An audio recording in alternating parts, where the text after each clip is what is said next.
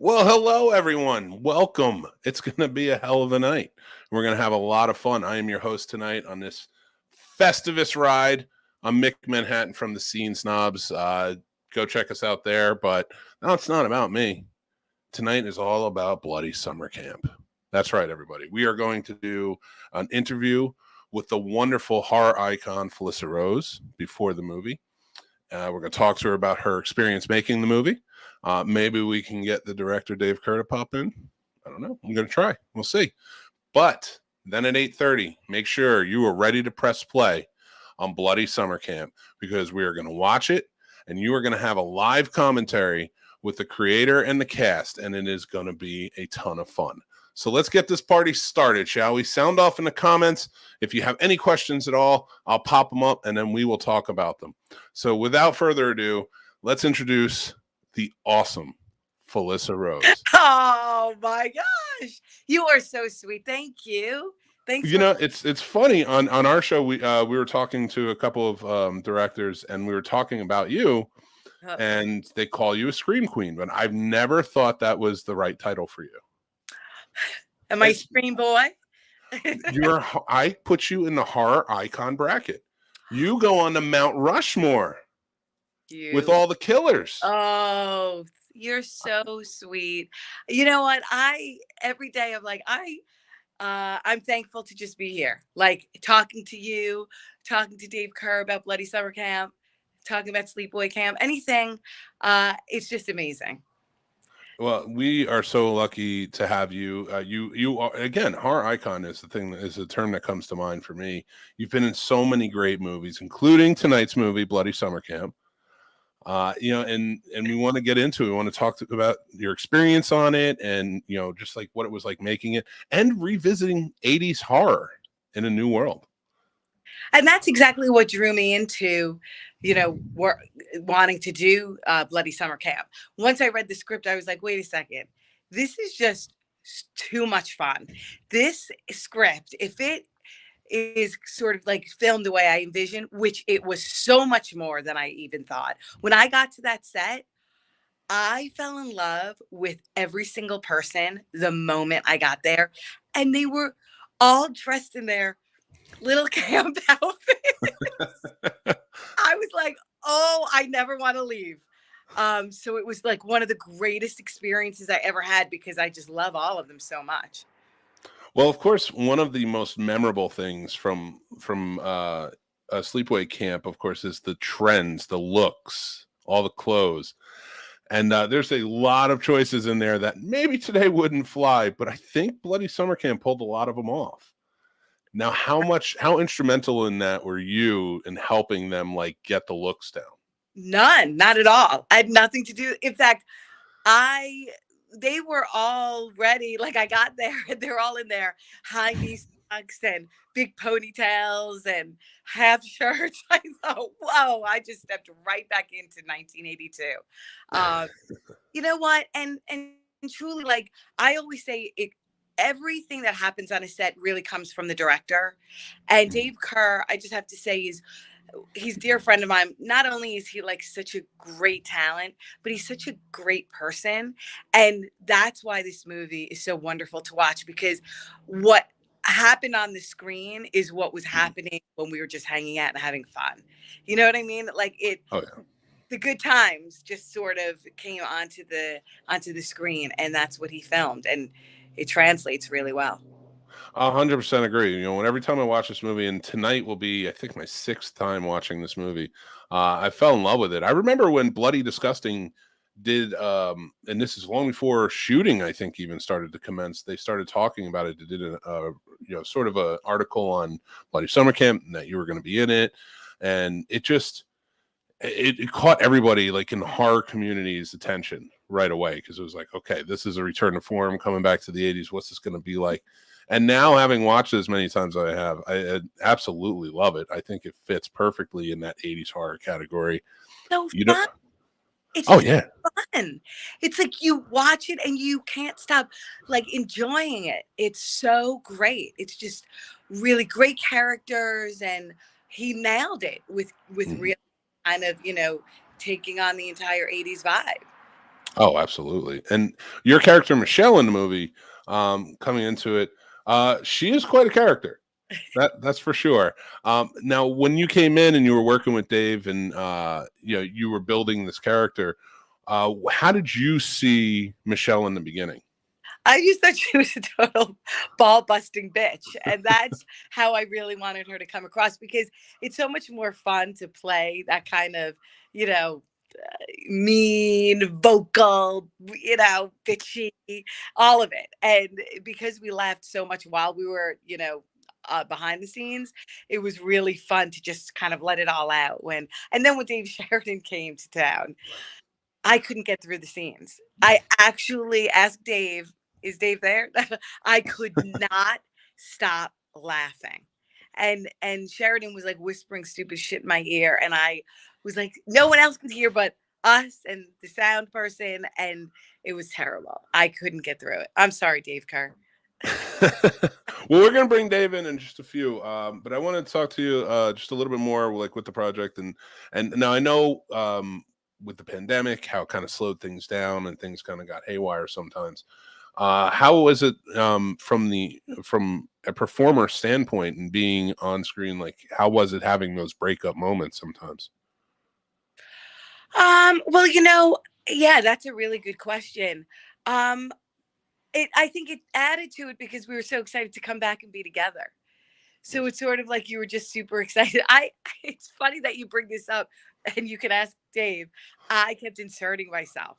Michelle was only in it for a certain amount of time.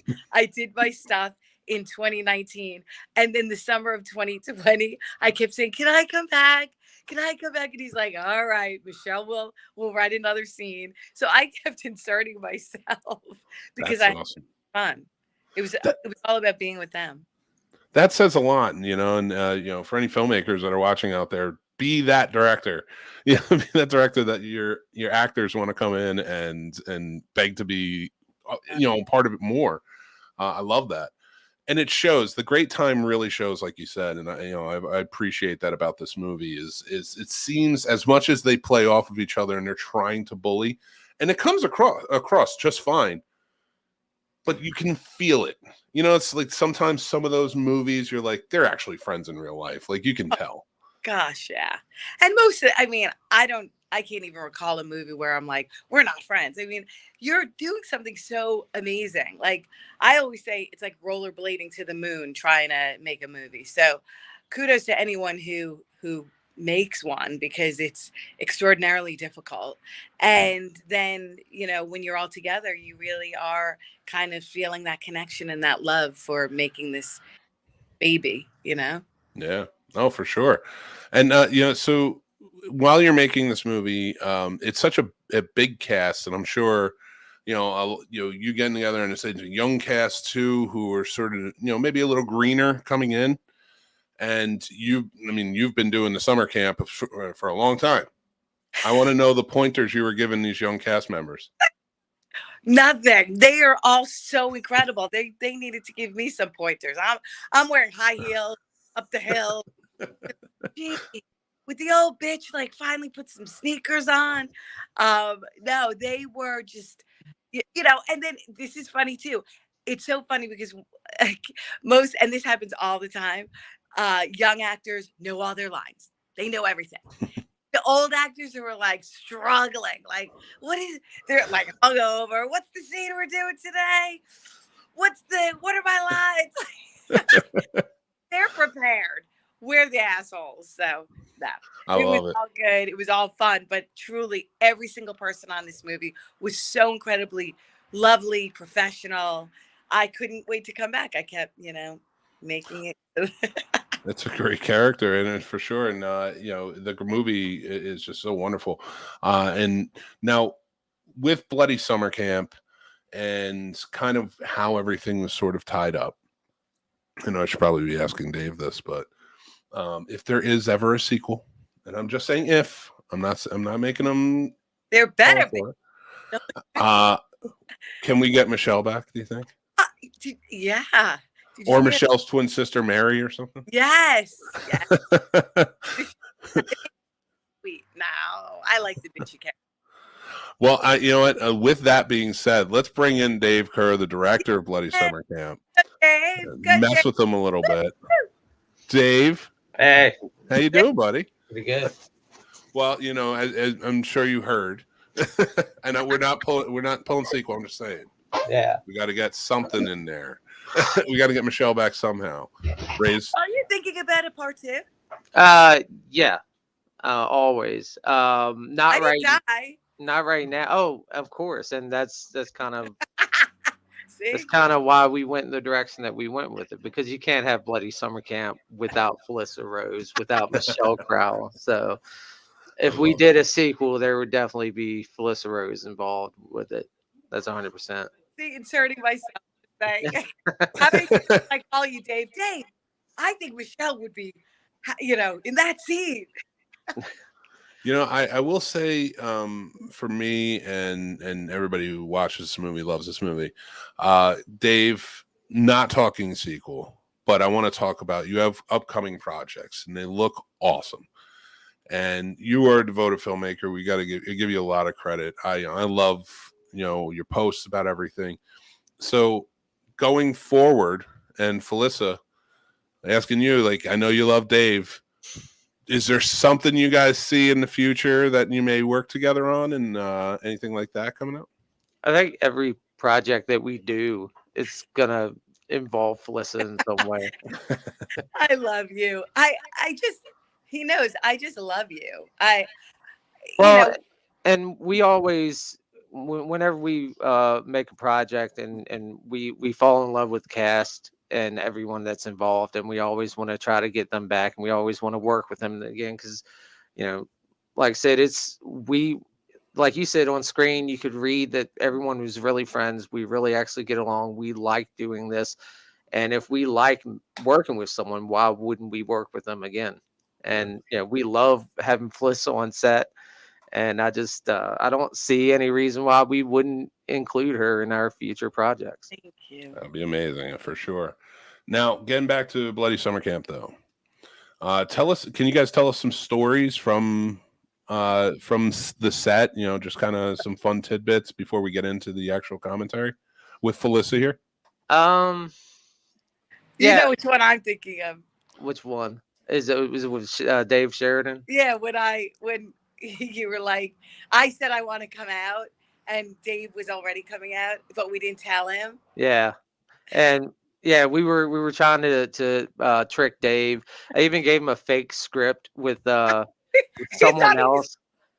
Yeah, he thought he was filming with someone else, and we got him all the way out here without him knowing that Felissa was going to be here. But then we were hanging out with him in the hotel room, and one of the cast members, I'm not going to name his name, but he happened to say something about, oh yeah, hopefully Felissa doesn't, he was talking about when we hung out with Felissa at Poppin' Horror, and we ended up drinking moonshine. He's like, hopefully Felissa doesn't have more of that moonshine. And Dave's head just popped up. He's like, what? Felissa? What? And then he tried to backtrack, but at that point he was like, Dave Sheridan turned into a bloodhound. Like he caught the scent. He knew something was up. So at that point it was already, the cat was out of the bag. Yeah. And then he wanted to play a joke on Felissa and pretend like he wasn't going to make it on set or something. We're always trying to prank each other, but it was fun. We sent he got us to send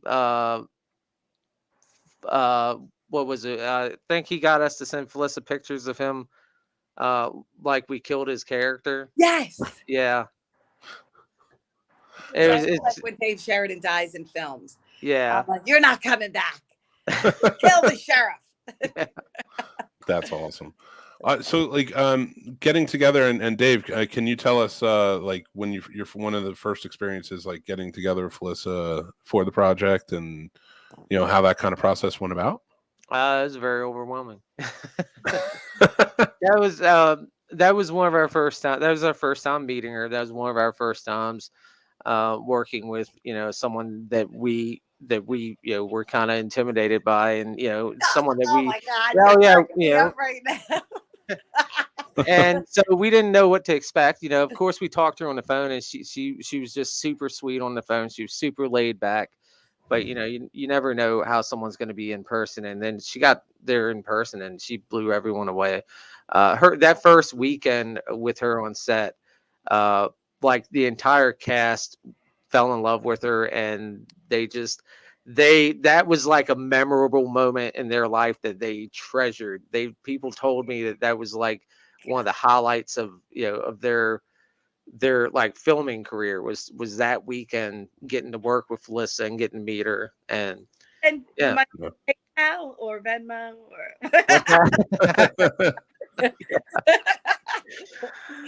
but yeah, like I said, it was intimidating at the very first, but then just as soon as she got on set and just being around her and realizing how laid back she was, and how just how amazing she was as a human being. She was super easy to work with. She's always nice. She's always just ready to go. That's And so sweet. it was inspiring. It really was. And I think a lot of people took a lot of people took something from that weekend, seeing how how Felissa handled herself on set, and how she just really enjoyed what she did. Yeah, for sure. I mean, and I fell in love with every single person there, and Dave knows, because I couldn't wait to get back. Yeah, and we brought her back 2 more times, and every time we enjoyed it. We loved having her out, and like I said, that's why we were so so quick to bring her back, because like I said, we love working with her. Thank you. I can see that too. Like again, it shines through. Like with Felissa, what you were saying about with the kind of how the cast got together and it just shined on screen. It's the same with you, Dave. Haven't met you a few times now, and hung out with you, and seeing how everybody just kind of flocks together at the different screenings and stuff. It's wonderful to see, and like doing this, real family right there. Yeah. And that's a testament to great directors. I mean, think about them, like the John Carpenters and the, and I'm not trying to blow smoke, because I love you, Dave. I think you're a great guy. You've always been great to us too. But like, it's a testament, like, because look at, like again, the John Carpenters, John Fords, things like that, and kind of how they have their sort of cabal, if they will, of actors that kind of come back for them. So it's awesome to see. Yeah, sure. It's a two-way street too. You get my respect with how you act and how you are, and obviously it's the same the other way. People are only going to respect you if you respect them. And a lot of the people that we bring on set, they're just amazing people. It's hard not to want to work with them, because they're great. And like Sid, we bring them back in other projects. We still see them. Zach and Brendan, we went to a trivia night last night. Nice. We hang out. We're friends now. That's awesome. And it's hard not to be when you're around such amazing people. We all spent New Year's together one year, but New Year's together, and then they send me videos, so I'm jealous because they're all together, and I wish I was hanging out. But yeah, that's like legit a family, and that's the only way to work, as far as I'm concerned. I love working with people I truly love, and it makes it amazing. Yeah, if you can keep those people, why wouldn't you? Because like I said, those are the ones that are going to make filming worth doing. Because if you're working people that you don't like, or people that are just being difficult, then it makes everything miserable. So I like to have fun. I like to enjoy what I do.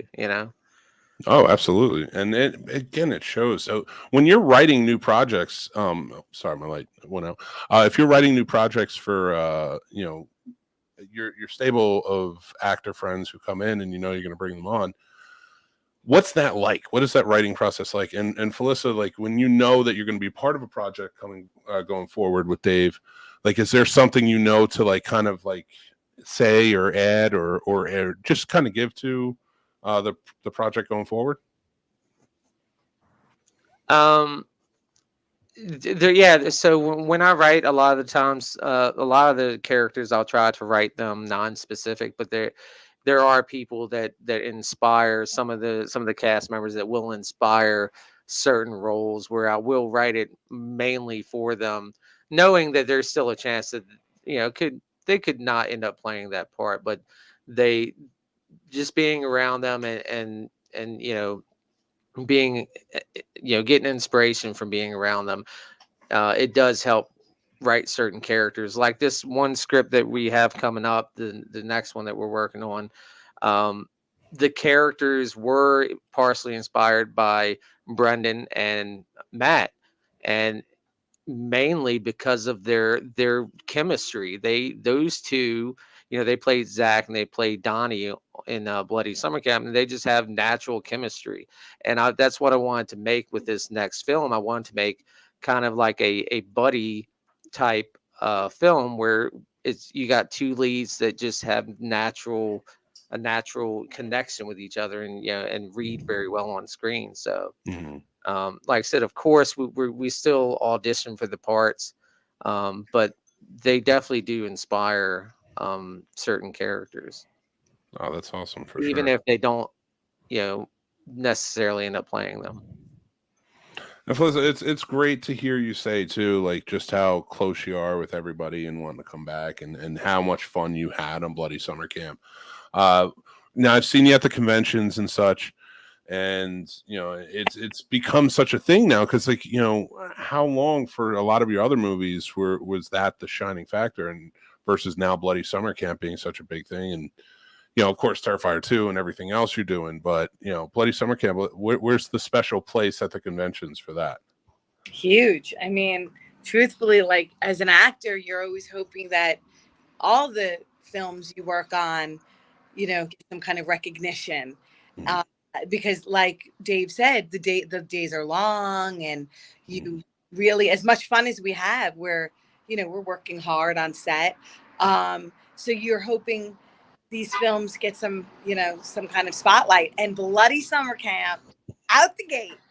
Yep. People are like, move over sleepaway camp. Here comes Bloody Summer Camp. Truthfully, like it it's really taken audiences love it, and it's so nice to sit in the theater and listen to people laugh and enjoy it and cheer the characters on, and it's a fun film, and I'm so happy that it's gotten the recognition that it has.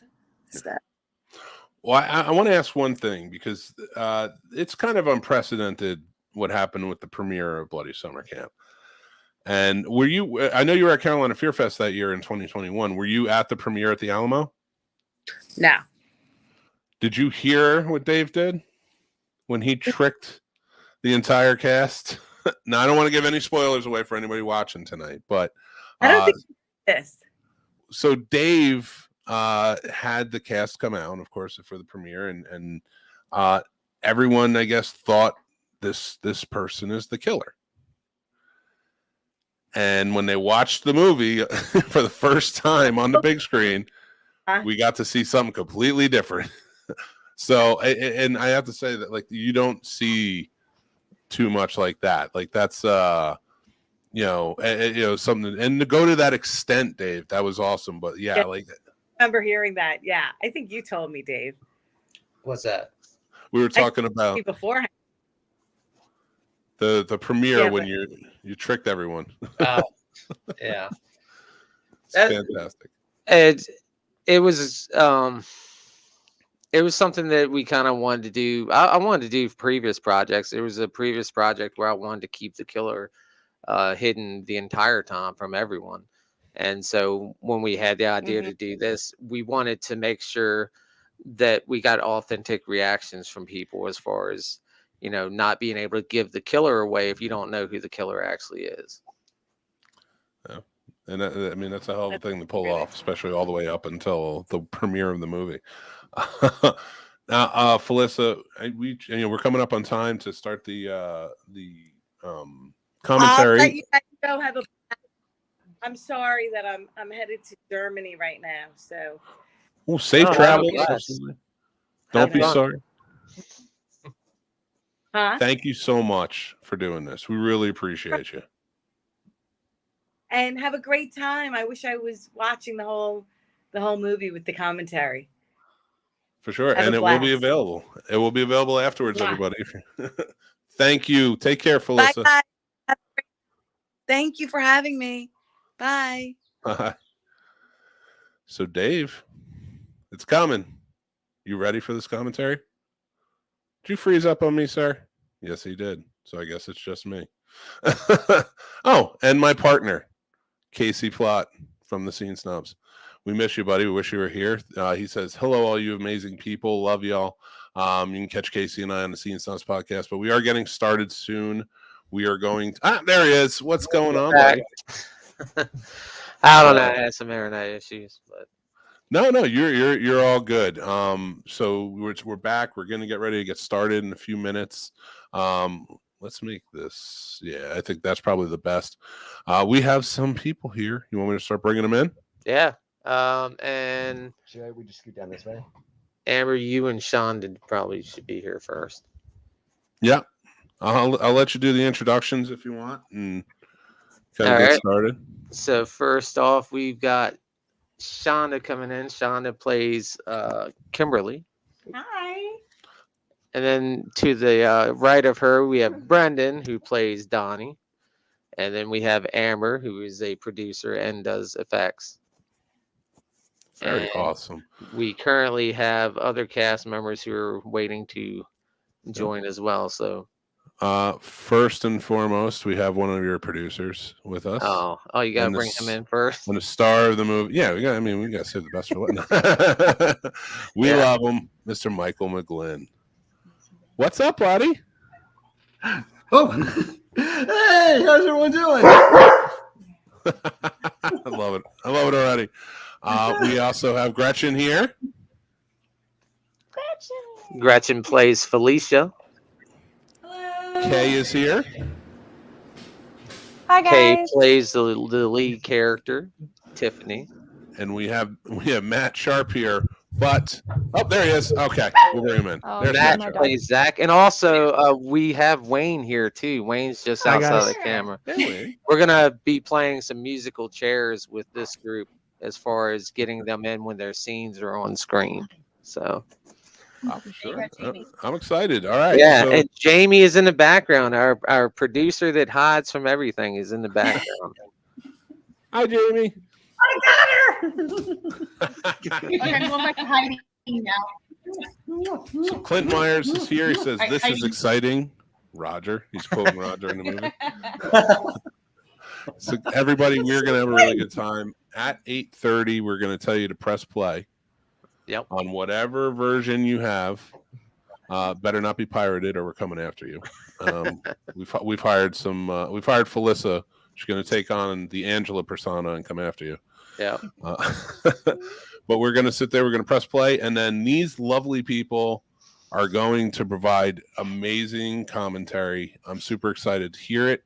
I'm just a fly on the wall. I'll be pulling up your comments to make sure you're commenting along. If you have any questions, please jump in, ask. We'd love to hear them.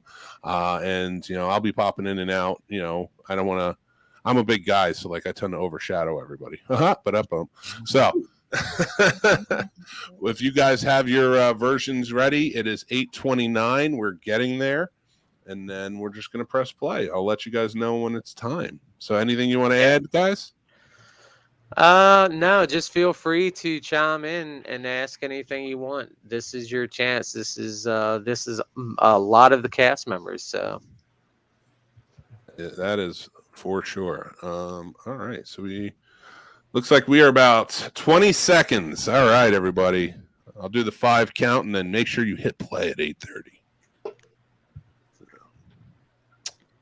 And there he goes. We got Michael's ready. He's got it. 5, 4, 3, 2, 1. Hit play. all right, here we go.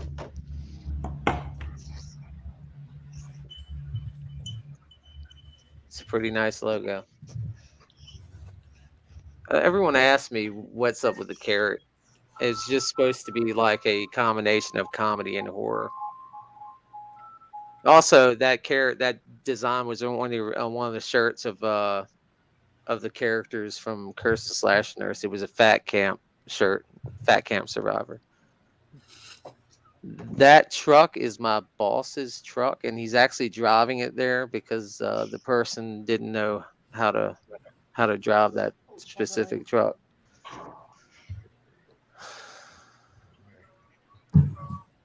That is Chris Riding and Rowan, who are playing Terry and Amy. This was this day almost had a heat stroke because this was the same day that we filmed Kay and Shonda in the car, which is the very next scene. And I was in the back doing sound with a blanket over top me and almost passed out. This scene right here was actually filmed right out front in our front yard.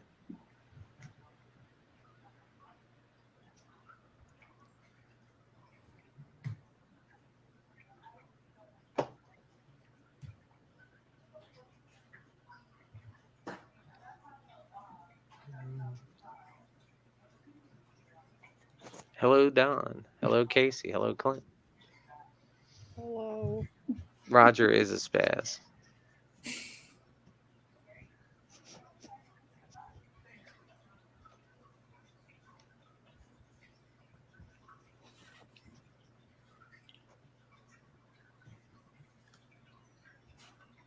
What was that sound? We are breaking sticks. Yeah, we were snapping sticks to make the sound. You know, Dave, if I could interject for 1 second, I'd love to hear what everybody watching this for the first time, this opening. Now, whether you were there or not, how did you guys feel? Like, what was it like watching this? Like, this is pretty shocking in the beginning, the first one with the fire, right? Yes, I literally screamed the first time I seen it because I was so excited about the effects. I personally was super duper impressed. Amber did amazing, and the way that they shot it, it's so surreal. It's like, how did they even do that? It's amazing. Nice. Matt looks like he's intensely watching it right now. For the first time. Matt's hair looks amazing.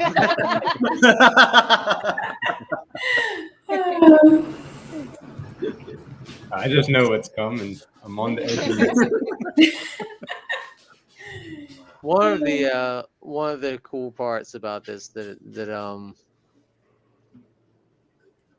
we enjoyed burning the tent. We had two, but it went up way too fast. Like we're like, don't buy that tent if you ever go camping, because it went up in like 3 seconds. We thought we were gonna have longer. Originally, I wanted to have some hands like pressing on the tent while it was burning, but it just went up too fast. Oh, awesome. Dave Kerr ruining the Coleman tent industry. That hand with the match was actually our cinematographer, Owen. Yeah, so we had to slow that footage down. That is actually Chris walking away. So Chris plays the victim and actually played the devil face's feet in that scene. Oh my God, yes. All right, Amber, talk about the effects there. That's actually our daughter in a 2-hour makeup that took an additional 2 hours to take off.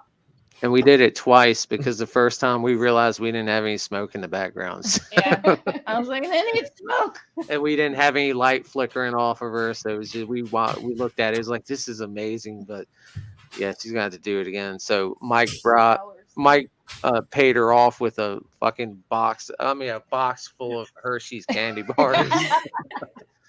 One thing that I wish that anyone would have caught about this is the opening sequence here with the way the writing is identical to Sleepaway Camp. Like exactly how the writing is positioned and everything. If you watch the opening, the Sleepaway Camp, and showing the scenes of the camp.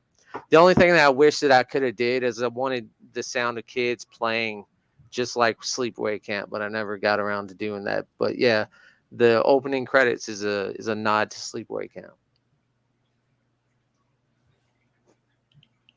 And the drone work was done by Daniel Brooks. He's our drone guy. He does amazing. He's also the dishwasher in this movie. The other show. Yeah, he's Jeffrey.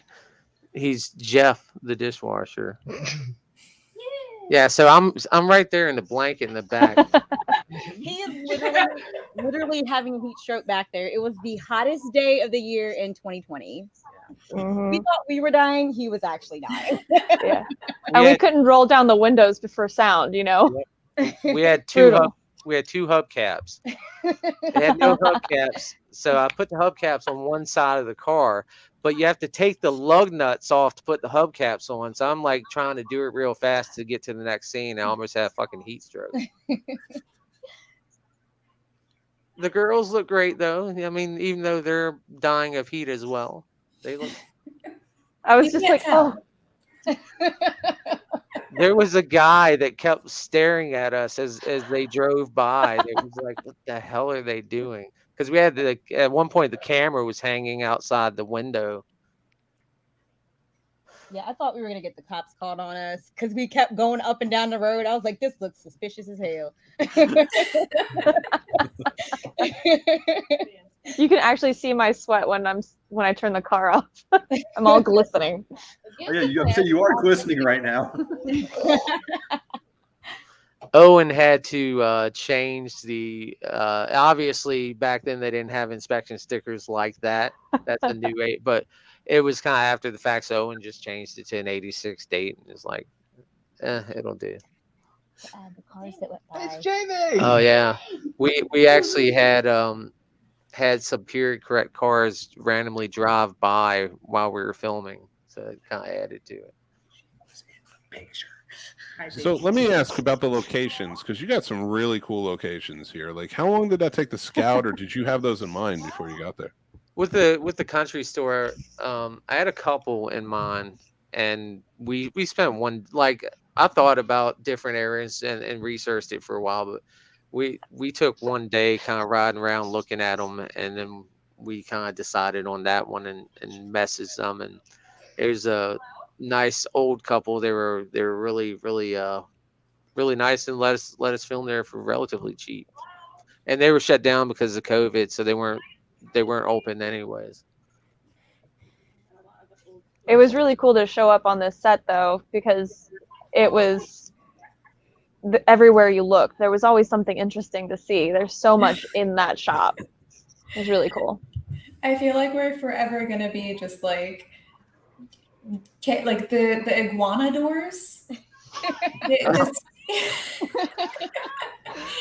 I never did see an iguana, but I'm still suspicious. There's several areas of that camp that beware of iguana. It was actually the same day we filmed the ending scene. They didn't know about. Yeah. I was actually this was the same day. Amber just said the same day that we filmed the very end that they didn't know about, and they had to clean up all the blood and everything before they got there. I was excited because I thought we were getting lunch just in the middle of the day. I was like, oh, they got lunch for us. We showed up at 3:00 a.m. We get lunch. I'm here for it. I didn't know they had been there all day, but they had to keep it from us. Is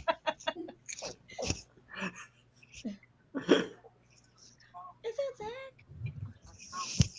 Yes, Zach has joined us.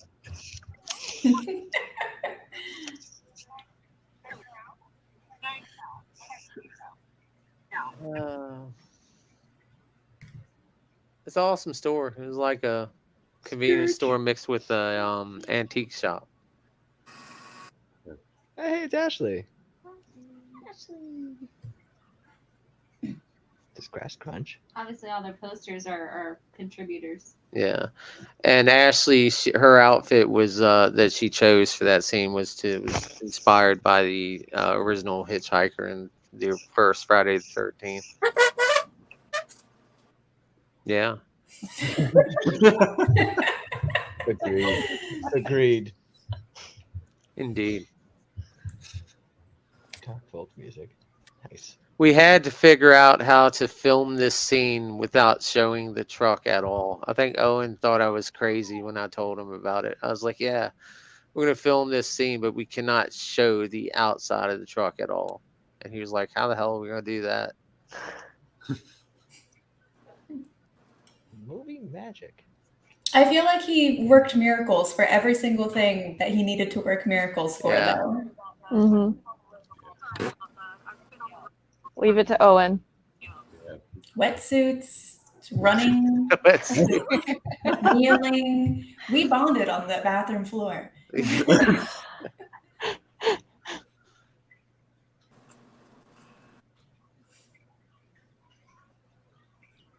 Fade to black. And the opening scene that took so long. We filmed this scene over 2 years on 3 different occasions to get this scene. These shots right here are the very first. This is the first weekend that we filmed with Felissa in 2019, but it is cut in with scenes that we filmed in 2020. Because we had to come back and film. It was Clinton. It was I think it was a 1986. I think it was 1986 on the $2 bill.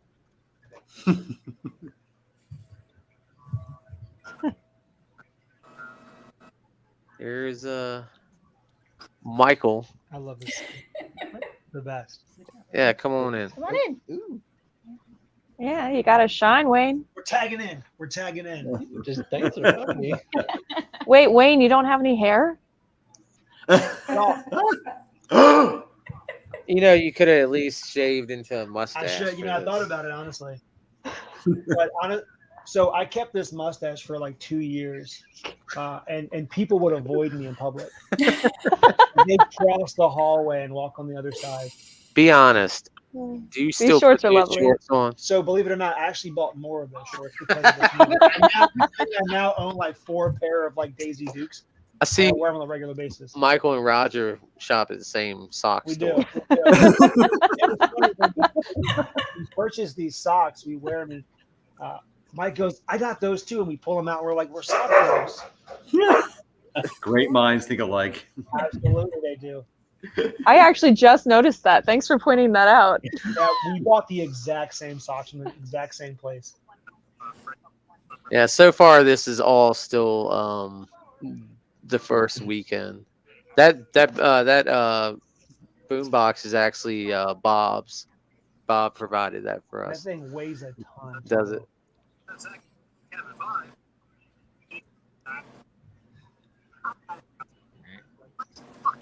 I think Bob had his script on the clipboard. He did. Yeah, did. that was his cheat. He had his script right there. We had so much fun filming these scenes with like just Oh, like no. always giving Zach or Matt crap the entire His butter buns. Look at this shirt. His collar goes different because as we were filming, he does this, and so like in the beginning, it was a nice shirt, and then it was basically a V-neck by the end of filming. Yeah. Shirt also gets smaller. It should have throughout the film. Just the shorter and shorter crop tops. Each scene.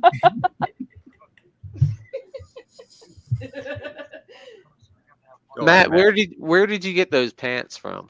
You know, that's the exact kind of The gray ones? Yeah. instead of looking at me. So right. Sorry. I just kind of had them, man. They just reminded me of like what Rocky was wearing when he went on that run. What you don't know is all of his costumes were just straight from his closet. It's not costumes, it's what he wears every day. Oh God.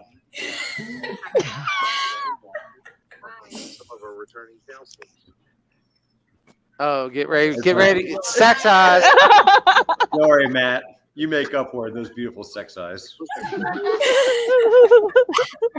I think that's the best thing about Matt's character is that you typically the jocks are like the heartthrobs or the guy that always have the girls. But in this movie, the jock is the creep. He's the guy giving the pervy vibe. Like, Those aren't pervy eyes. I got in this one. In the script, I believe it says Zach gives creepy sex Yeah, he eyes. did. It does. I believe it does. Yeah. So the scene with Brendan as Donnie with Rita, who plays Victoria Parker, when you see them direct on, that was the last thing that we filmed. It was like 2 years later, and it's not even in that same spot. That right there is like a completely other side of the camp that we had to use. But it cut together well. I mean, it worked. So. But yeah, this is back to day one. So I mean, you're looking at like 2 years of filming just edited together by some genius. It's not even day one, Dave. It's year one.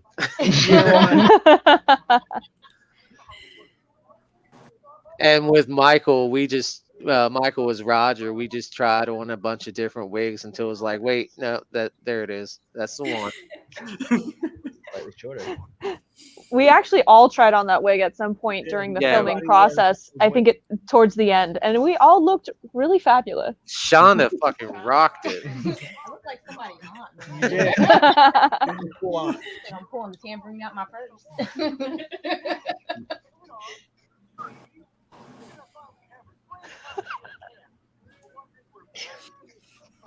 This entire time I'm stimulating chewing gum because I didn't have any. We were out. God, I must have grabbed my balls for those lines. I love how sassy Shonda is in this first opening scene. Like, fuck this shit.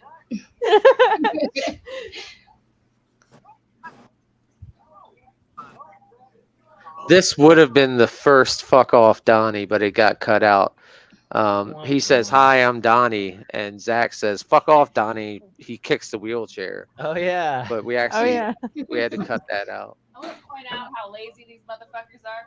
They dropped the shit off in front Yeah, of the we cabin did. instead of taking it in for them. They offered to, but then Tiffany was like, "No, we got it."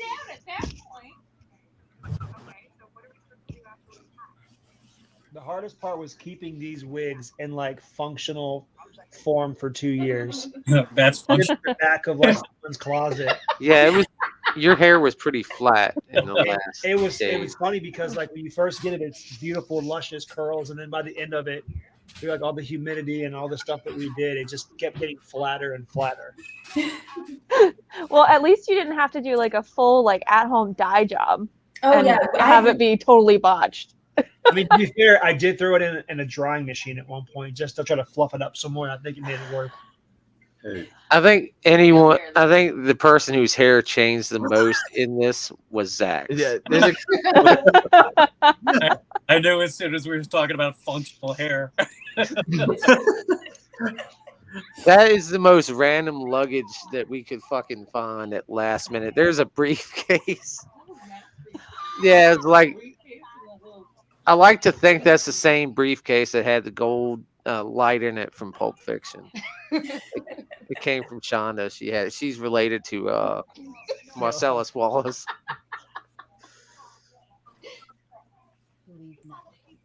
Woo! Ooh. Ow, ow. Yeah, I don't look like that no more. It's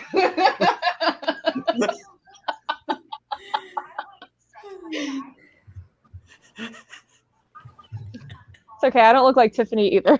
I think my hair's changed color 4 times. I sadly look exactly like Roger. It's either a good thing or a bad thing. You decide. This was probably one of the shots that Owen hated the most. We had a gimbal, and he had to walk backwards, and someone had to like stand behind him to make sure he didn't trip over, and he was walking backwards uphill, trying to keep pace with them. Checking the canoes sounds like with Michael, it probably was. Well, there was a time where I think someone was in a wheelchair and they were pulling Yeah. the wheelchair while they were filming it to help keep the camera steady. Yeah. You had like 3 people, like one person walking, one person like touching the person a little bit was safe, and then one person holding the wheelchair. There's like a whole crew. We have pictures of it. Yeah, we do. Yeah.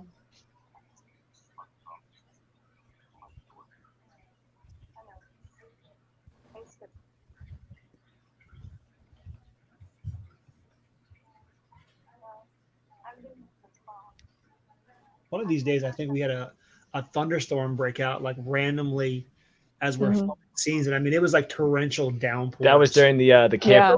scene meeting. Yeah. We were There was a literally scene like, where- yeah. One of the attempts. Lighting and It's like one shot and then pours. Yeah, I and then know. it pours, yeah, and like it's funny because our sound engineer Jonathan could hear it before it got to us because those mics picked up so far away, and he's like, "Hold on, thunder." We'd all stop, and then you hear it again, and then we would hear it like 5 minutes later. We ended up in 2 different cabins, like standing on the porch, like trapped. And I happened to be on the side where they were fucking singing karaoke. Yeah. And I almost And we played charades. I almost gave up, went to Played the charades. yeah. I wanted to just go into the rain and just get away. Struck my life. I think breaking the cabins is great. wasn't that the storm that like made us wrap for the day? Basically. Yeah. Because I mean, Yeah. it was like nasty thunder. That now, we came back out. yeah, that was when we got the Donnie scene with Donnie and Victoria Parker. That was right after that. We did get that done, but we didn't get much else done that day. Oh, she's in love. Oh, look at her. She looks so cute. Aw, thanks, Boo. This is all drone shots by Daniel Brooks. Who's this cutie? Ooh. The scream that you hear right there, it's supposed to be Donnie, but that was actually Michael McGlenn doing that high-pitched scream. My favorite bit about that was bebopping to music that didn't exist. Yeah. Yeah. Oh, we actually broke the glasses. It's gonna be 2 pairs of glasses. yeah. We actually broke the original pair of glasses right here. Yeah, so that Right here. Yeah. that whole part about I've got another pair, that was all like improv because it was the only pair we had at the time. It was broke, so we had to kind of add that into the scene as to why he didn't put his glasses back on. We did a few takes of me pulling Donnie off the ground, and I think the first take, Brendan didn't help me, so I was legitimately like, Okay, I was super into the scene. All right. Yeah, and I think he was gonna let you get off that easily. No, we are actors, Kay. I think they were I've getting mad. people before, and I was like, "Man, okay, we got this." I've fireman carried someone, and then I'd realize I'd never deadlifted someone, and I can't. If I'm saving you, I'm dragging you. I'm not. I feel like there was. I remember there was a time where we were like trying to pick you up, and someone's like, "Donnie, just use your legs," and he's like, "I'm paralyzed." Definitely Judy vibes. Oh yeah. Yeah, I actually told that to Gretchen after one of her scenes. I was like, "Oh my god, you're so Judy." Yeah. That was one of our first scenes with Gretchen, and we were so impressed by her. She's actually a really sweetheart in real life, so don't be fooled by her Don't acting. tell them. gosh, Let the secret. secret out. Yeah, no, it was awesome to work with Gretchen, and then have the call action and just be like, "Ooh, hate you." Not really. I feel like that was every like fight scene, like especially between like me and Zach. Like every time we like fought, it was like there's a hug right afterwards, and probably. You know, we always talk about Matt's creepy eyes, but we never talk about Brendan's right there. Oh, there was a I mean, those were pretty creepy. Man, that was not a cool wink. Christian and Spartacus. Party.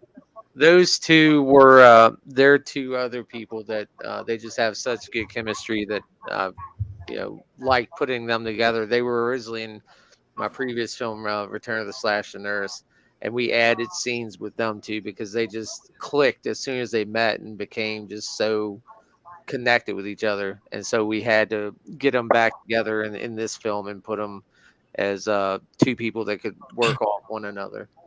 I like that when he throws his hat down to cover the lines of coke, he completely a massive pile of coke.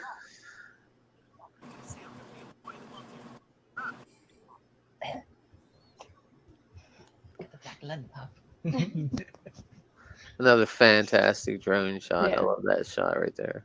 I think this is one of my favorites. It actually makes the lake look nice. Matt and I are just gonna have flashbacks to the Whoa, Gretchen! It like parted for you. It was shit for everyone else. Gretchen, no, that thing was gross. Yeah. I wouldn't know all the way because I floated above everything. I can still smell it. I can smell it right now. That's true. This- The first time you were in there a dozen times, and the second time you're like, I'm not going back in. This scene originally started with Wayne walking out of the shed, and he almost busted his ass on the fucking. So like we were talking, and we were like, you know, and I've got this life jacket on, and we come out of I come out of that shed, and I think Shauna looks over and she goes, "What are you wearing?" And he goes, "It's a life jacket for safety." The whole time he's trying to figure out how to attach the safety straps, but he's the one that's sent down to like make sure everything is safe. And as I come down that ramp, it's slick on the bottom, and I completely almost busted it. You know, we should have had like someone die because you left and didn't check the canoes. This shot right here was actually played in reverse because it worked out better than how it was shot. So I had to reverse the footage right there. Oh, this is the first time that Zach had the super short buzz cut. We don't talk about it. And this is a precious face that Zach gives. His first set. Oh, watch his face. Yeah. Wait the close up of him. There it is.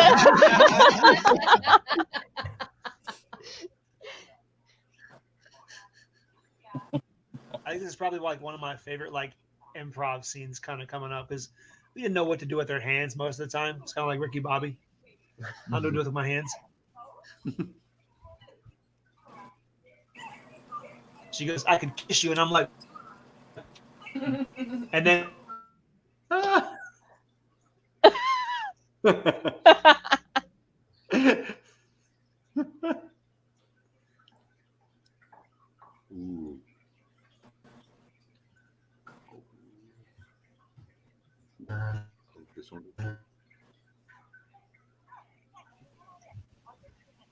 It's Rita. Hey, we're back. This scene was done with that's Michael McGlynn's hand right there. But then when you actually see the fire extinguisher hit Rita in the head, that's Amber, who's clocking her in the head. We actually have some cool behind the scenes footage of how we filmed this POV shot. I did not appreciate that. Well, you hit her in the head like 5 times. Yeah. And then, oh man, for this part right here, it was so bad. They actually had a sheet up blocking all the blood and everything from getting anywhere.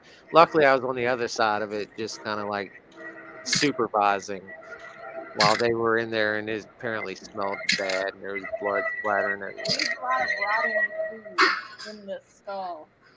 Like it's being splashed and smashed everywhere. This scene is straight from the Pitts trailer. We actually did a comparison. We did a comparison of this scene with the Pitts trailer. It's pretty similar. We had a different girl playing Tiffany, but Kristen and Spartacus were both. Hey, look, I'm really sorry about that. It's just hard to find good help out in the woods, you know? So, what's your name there, Sugar Lips?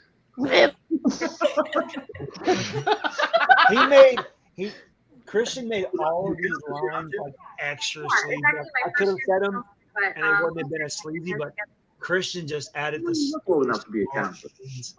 Well, I'm 20, so 20, not really. can I just get my food, please?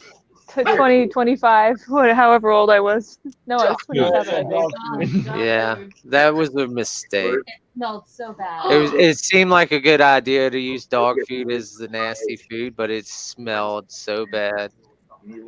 I wish I should just used like corned beef instead, or refried beans. Nice big piece of meat. Because the dog food was very, very smelly. Well, it definitely helped my character for the moment, though. Huh? Because, like, I like Christian personally, but Hey, Shonda was in the original Pitts trailer, and this scene played out the exact same way between them two. trying to get friendly with her, I'll castrate your ass. Hey, you listen here, you little bitch.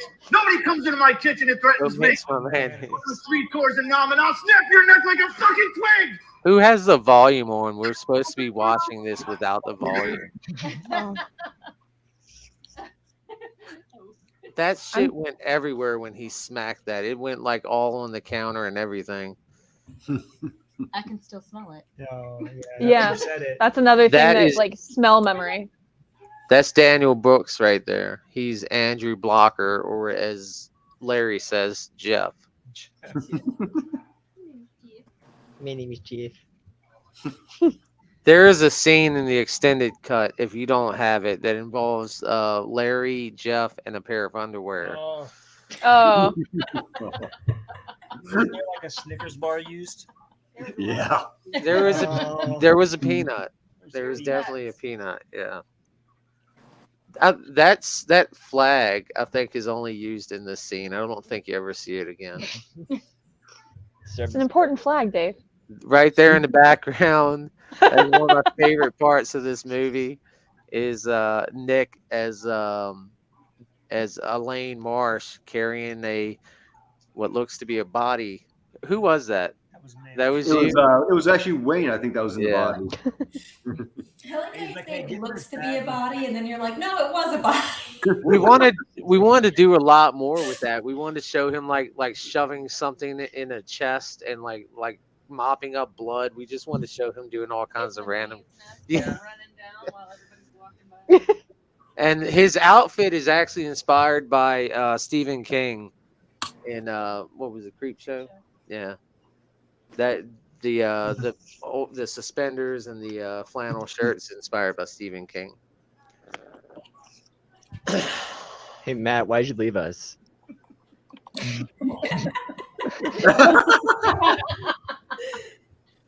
In this scene right here, we told Brendan to like start like perking up and start trying to like flex his arms and look muscular, while Kay's character was infatuated with Todd.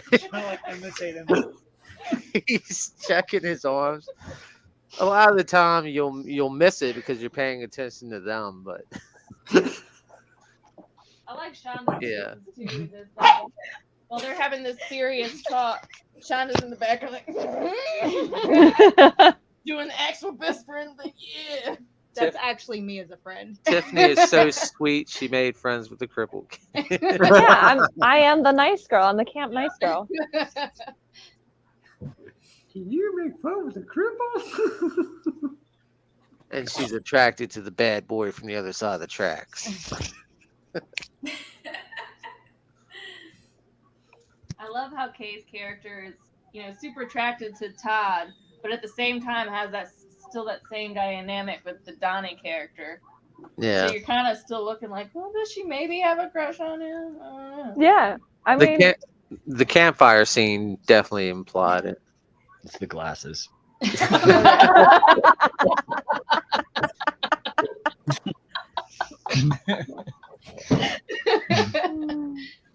I love this part. He's like, what a nerd. I know. She should keep her options open, eh, Brendan? Indeed. There are actually several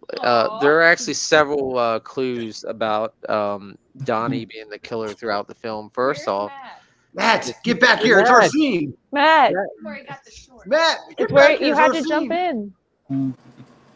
Hi. They want to know where you got the shorts from. My roommate at the time, she was getting rid of some old clothes, so she used to go running in those. I mean, it looks like you matched with Zach a little bit. Look, his hair magically is dry. Perfect. Kim plays with her food a lot. Well, it's dog food, so it's either that or she eats it. But yeah, there are actually several hints at Donnie being the killer. The first one is as soon as he shows up to camp, Bob says, "Speak of the devil." The second one is when he's at the cafeteria and he compares himself to a villain. Out of my head. I missed And that. now we see Matt's ball. Spoiler alert. Sharon Stone. You know, Mick, I thought that same thing, but if you're watching the commentary before watching the actual movie, you're doing it backwards. I got it playing right here, and I'm listening and watching. I'm right there with you. Oh my God, those shorts! Right? You look so fly. Did you want to ask Matt's balls any questions? I got him right here. Hey, Dave. Yeah.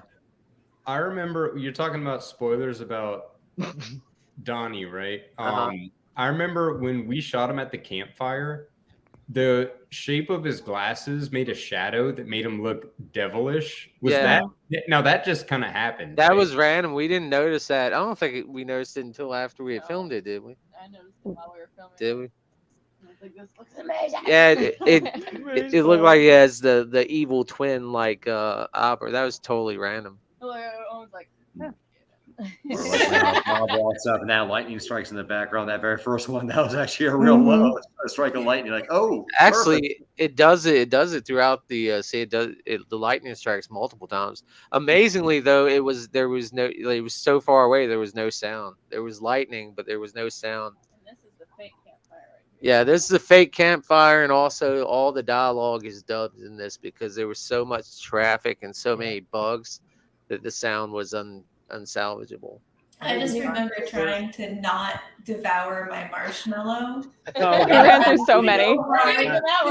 Goose Todd with my marshmallow, but it because it wasn't actually toasted, it would just go around my stick, but I couldn't eat it.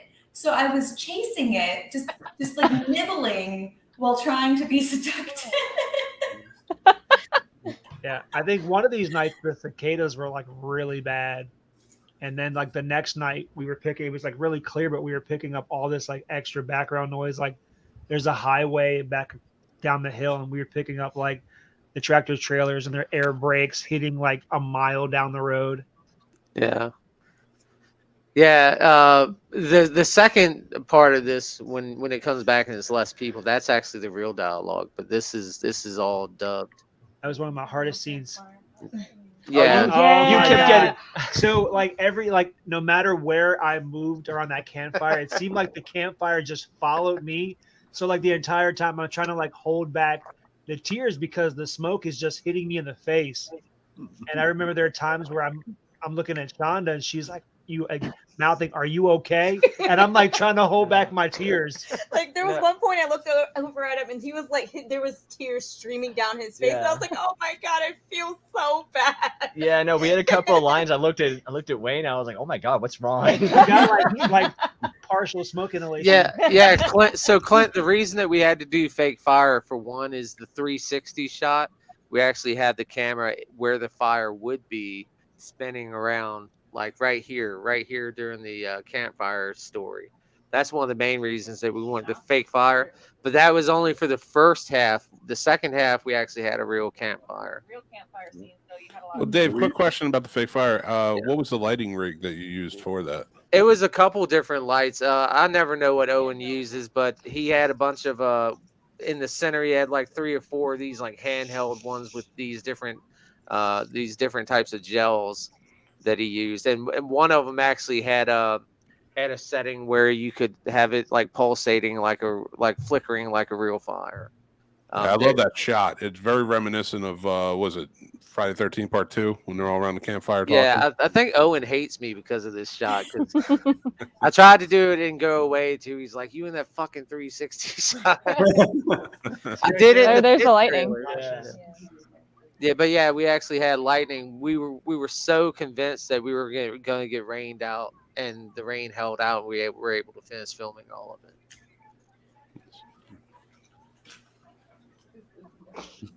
I think you break character right here. Is that you breaking character and laughing at yourself a little bit? Bob didn't tell anyone what he was coming as, and he just showed up. This is actually one of the last scenes that we filmed in the movie. Yeah. Mm-hmm. There's a lot of their last day on set. There's the evil eyebrows. Well, and I think that we did this 2 different weekends, right? This scene. 2 days. No, it was 2 2 days. days, same It was just 2 different days. Sunday, yeah. Okay. Bob goes to entertain 2 ladies.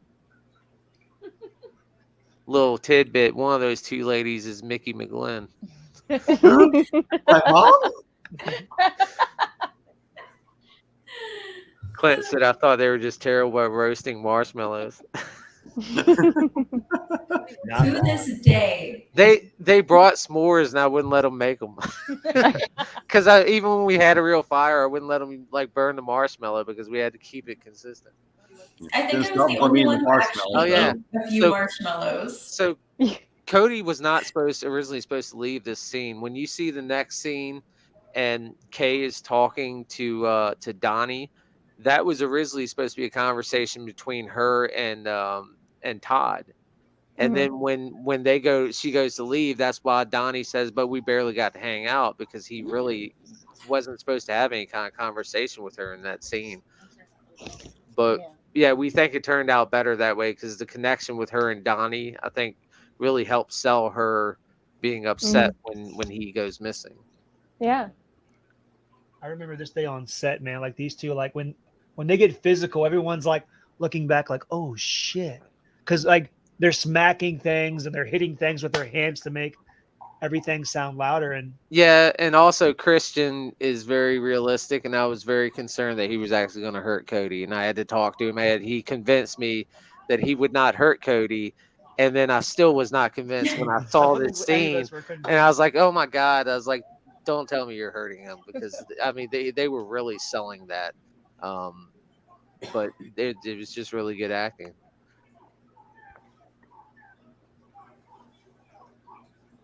I love that line. Yeah, Before see, I look, fuck you too. Real fire. Oh, we used chili nacho Fritos. Yep. Just started. Yeah. Something I learned from Jonathan. my boss. No, my boss Oh, at is your work. bud? Yeah, they told me Fritos burns really well. I think so do Doritos. Fritos. They're in the same family. Yeah. They're in the same family. Yeah. And like always take those with you when you're camping. Like, good snack and also a fire starter. Yeah, this is actually one of my favorite scenes with smell good in your face. Tiffany and Donnie. I think those 2 really showed like a kind of connection in this scene. Yeah, we had a blast doing it. So You're making connections and I'm trying to bang. that's the real reason why you're crying, not the smoke. I hate that I cut it out, but in the opening scene when you first see the wide shot, you see Michael doing this, and it ends up being her taking his arm back off of her.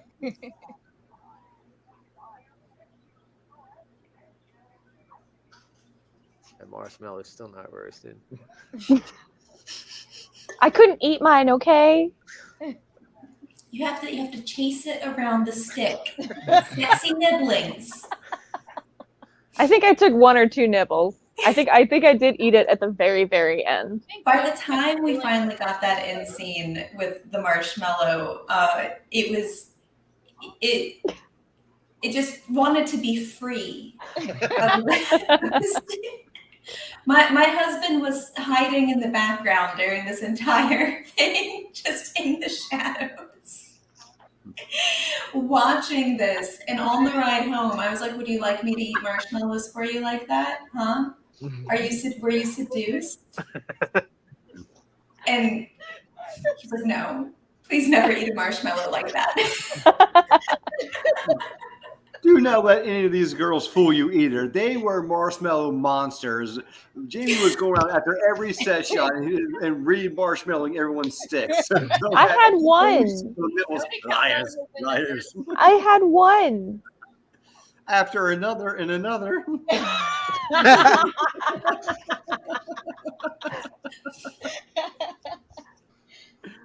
Oh, I love you guys. God damn it, Roger. It's a fun place. See it in this, but Shonda has a swatch on. Yeah. Went through great links to find. I love how he says deal. I always like that scene. She's like, you can watch me walk away. And he's like, fuck, deal. Clint said, what self-respecting counselor runs out of weed? So look, unfortunately, my weed dealer is super unreliable. Probably lived the longest. Yeah, that's right. We're talking about you, Matt Burns. You're out there somewhere. I love how Owen lit the background there. I always like this scene. Yeah. Like, what are you lurking? And he's like, yeah, you were lurking, bro. What Matt was actually doing was on a swing set in the background. Accurate. I forgot about that. I like this. He's like, you and Mike got on it, and you were just like, wee. Yeah, there was a tire swing also on the other side of camp, away from this location. If there was a swing, Matt was on it. They also had that little board full of like pots and pans you had to like throw stuff at. Yeah, Amber couldn't hit anything because she's terrible with accuracy. Nonstop. She tried to throw stuff at me all the time, would miss at point blank range. Please notice Matt's shirt right now. It's definitely I'm not retarded. My legs don't work. It's trying to be a shirt, but It's to the point. It's still growing. This is probably not a scene where I want to admit it, but like over the 2 years, I did get a little pouch. I think in this scene, I'm actually wearing a corset. Just to keep, because I mean, it was 2 years. Holding that physique for 2 years is kind of difficult. So I'm looking, I'm like, man, I am like flat stomach. Oh, This time you feel you have a corset. I remember I started and then like I didn't wear it again. And I was like, damn, like, Matt, your shirt looks like it saw what your shorts were doing to your balls and it's running away from it. yeah, I'm just having all kinds of wardrobe issues here. The crop top shirt actually did not survive. You can see why, but the crop top shirt became a biohazard. Owen saw Christian's balls in this scene. Dave, to be fair, everyone saw his balls. I was right behind him. The tube and he's staring at me as I'm with the tube, and I'm like, oh, I don't know what to do right now. Do you want to tell them what the jizz was made from? Creamer, wasn't it? I thought it was like ranch. No, it was creamer. Was it creamer? I used creamer. That's awesome. At least he We had finished. creamer in like a fruity bottle. That had a blood tube underneath of it. So that hit was made by Necro Effects, and they did amazing. Christian's beard actually got stuck in it, and they had to pull it out each hair by hair to get his beard out. Yeah. I don't know. Don't lie for him, Cornelius. I know exactly where he is. That is not Spartacus's real hair. Who would have ever thought it was the crippled kid all along? But he always had a comb in it. Yeah. Listen, Tiffany, you thought the least that it was the crippled kid. Okay. You Well, were and who starstruck knows? looking at him. Who knows? I may still be alive. That's undetermined. True. Also, fun fact, don't leave the mask around with Christian. It goes to places you don't want it to go to. No. Michael's mask is forever unclean. Lots of hand sanitizer and other cleaning supplies is used to try and clean it. We actually had, I think, a total of 4 different masks that we used. One of them was the underwater mask. It actually had different different eyes because the eye was made out of like fabric that's like stockings, and so we had to use a different type of material for the one that when he pops out from under the water. Oh, Zach's hair's changing. Oh yeah, look, it's super buzz cut. The flag. It's back. Yeah, oh yeah. Well, this was the same day. All of this was filmed the same day.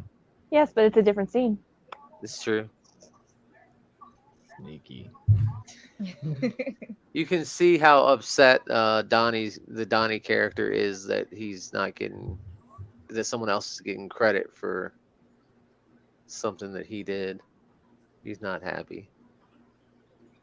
It's just things that you notice this when you after you watch it the first time and then go back, you can point them out. Mm-hmm. He's like, wait a second. Cornelius got promoted. Maybe the food will get better. The food actually does get better. If you notice, next time they're eating food, they're complaining about it, but it is real food. It's beans and I think like chicken dumplings. It was mixed vegetables that Wayne actually ate. Yeah, I ate that. It wasn't dog food though, so it was a step up. It was just cold canned food. Yeah, that's it. I'm like, this is so good. I do want to point out that like it took us 3 takes to get this scene down, Gretchen and I, and every take was just we ended it in laughter. I think it's hard. I was like, are we gonna make out now, or are we gonna fight? Like, it's so hard the to issue, look. The issue was, I am much shorter. I'm not much shorter, but I'm shorter than Kay. So I was trying to be intimidating. So I would like step up to try to like puff up, right? I'd be like, I'm big and scary. But when you're a couple inches shorter than the other person and you go on tiptoes and you're like, I'm big and scary, apparently it just looks like you want to make out. And I mean, I was terrified at the same time. it's hard to look intimidating in a bathroom. So we're going back to why I run out of weed. Because my weed dealer has his mom chauffeur him around. He just feels super unreliable. That's actually her car. Yeah, that is Lisa, and that is actually her car. Her Camaro. Yep. Black Widow. So gorgeous. Isn't it though? You drove down, Shonda. Don't even try. Actually, I walked down. Yeah, we walked that entire You walked down? thing. Never Yeah, mind. brother, yes, we did. I am corrected. I was sincerely out of breath. We both. I think we both. You show us some of those For the shots in character. cut. Mhm. Don't you love when you film walking scenes and I don't put in Oh the yeah, movie? we filmed. I think there was like a whole 2-minute scene where we're walking, and she's like, "Where are you taking me?" And he's like, "You'll see. Just come on." That's And right. it didn't make it in. Yeah, it's kind of like shaving your legs for a scene that didn't have to shave them for. This scene right here was fucking hilarious. We were in this and they kept doing Brendan did different fucking takes every time. Yeah. And more of it is in the extended cut. Also, this is Amber's real comic, and Matt destroys it. Yeah, it's worth like it was. We done fucked up. But yeah, we were dying laughing in this fucking cabin at all the different things that Brendan was coming up with. This was one of the fun nights. Like I said, we were just kind of sitting around and just bullshitting and letting them riff off each other and do different things. Sounds great. No, we were in here for like a solid hour and a half, and the scene wasn't hard. It was 2.5 hours. Yeah, it was just us just like being dumbasses. Yeah. Oh yeah, like answering the door and like you got your shirt up. Yeah. Oh yeah. He kept And going. I Zach- kept taking my shirt off, my fucking- pants off, and Zach when he would come in. That's right. Matt made That's sure right. to say into the camera so I would know. He's like, Dave, he had his shirt up. It's not my fault. Oh yeah, that was in one of the outtakes. I forgot about that. Yeah. You know, Tiffany was asking about it. I'll just let her know that you're gonna hang out here. We were trying to figure out that sign on the wall. That's true. Yeah. Yeah, there was some suspicious. pictures. He didn't really figure out. Well, hump was hard to get over too in a wheelchair. I had trouble getting over that hump. So I look, remember one of those days. no sunglasses, and then sunglasses.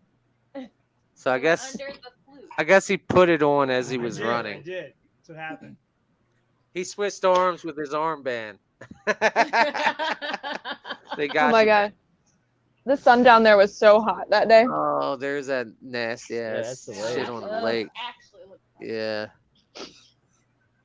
So as a fun fact, I found out after the fact that they have horses at that camp, and the kids would ride the horses, and they take the horses into that lake to cool off. So all of that green nasty stuff is possibly horse shit. And y'all was swimming around. We were in it. swimming in it for 2 days. This is a moment. Yeah, it smelled like horse shit. Oh, dude, it smelled like poop the entire time. You would move and it would smell like you just busted it. Worse too. I've been around horses. That was worse. Every one of your faces when he said that was like, oh no. Dude, we were Hey. cleaning. You're welcome. We were cleaning black stuff from under our toenails for days after that. Mm-hmm. It wasn't so bad in the colder months though. It was like, but in the summer with the humidity, it was brutal. It was nasty. Can you guess? Nasty all year long. Can you guess who here didn't get in that lake? Yeah, they were too busy in the canoe. Hey, I can't swim. That was my. Oh.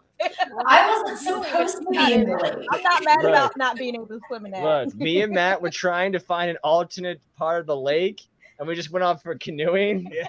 And we kept trying to put the oar down, and we're like, it's too deep, but maybe Dave, if we're just treading water, are we okay? She's like, no. I offered to get in, but unfortunately I had to be on camera. Technically, I had to be on camera too. I got in. Dave Sheridan. Yeah. He filmed with us for 2 days, but we got every single second out of him. He man, he busted his ass. He got every scene done, and it was one of the hottest days of the year. He has a cloth underneath his hat that he kept, that he would just take his hat off and wipe his face and stick it back under. Yeah. So there's a couple nods to his previous films. The glasses he's wearing is the same glasses that he wore in Devil's Rejects. The sheriff badge that he has on there is a Walking Dead sheriff badge. If you don't know, he was in a movie called Walking Deceased, where he parodied Rick Grimes. And then in the truck, you'll see in a later scene, when you see inside the truck, he's got a pair of nunchucks hanging up, and that's from his a nod to his scene in Ghost World, where he was wielding nunchucks in a convenience store. That truck was actually a last-minute truck replacement because the guy that we had scheduled to have didn't show up the day of, and I had to call someone last minute, and they came, and we bought those lights off eBay. So we just threw the lights on top of the truck, and it worked out. Shout out to Rick Germain for, being next to Dave on camera and not being allowed to break character for a second. He broke, I think, once or twice, and that's it in all of his scenes with Dave Sheridan. So that's pretty impressive. Mm-hmm.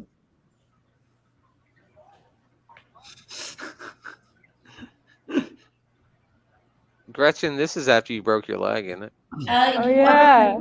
So that was in a lot of the lineup scenes. I'm leaning on Matt quite a bit because I couldn't wear my boots, so I was just like, it'll be fine. It'll be fine. This is good. It's fine. Okay. And also, Gretchen's outfit changes a little bit because this interrogation scene was filmed in 2 different parts, and one of the times, Jamie had to fill in for the back of her head too. Yeah, so, I think that's Jamie's hair right there. So we had to finish up part of the scene on a different day, and she was dressed for the next scene that we were going to do. I think it was a campfire. So we had to throw together an outfit that resembled her outfit prior. And I think you had like Shauna's jacket and We We banded together. it's similar, but if you're paying attention, you can tell that it's different. That brings for Jamie's hair.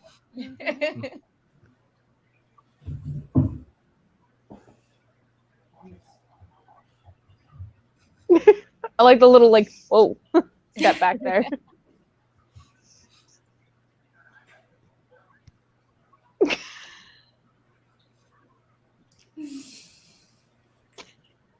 Keeping a straight face during this was so hard. Yeah. Rare Tootie and Mrs. Karen. The bikini pillow fight is what gets me every time. He's like, maybe. The facts of life insult in this is by far my favorite line in the movie. It's out of nowhere and it's beautiful. All of that was ad lib. Like I'd written the previous dialogue, and then I was like, and yeah, we're gonna have you interrogate. And he's like, leave me a little bit of room in there. He's like, I got a couple ideas for when I'm interrogating them. I was like, okay. So I just kind of, we let him do his thing, and he went down, and all that was him. That was completely him.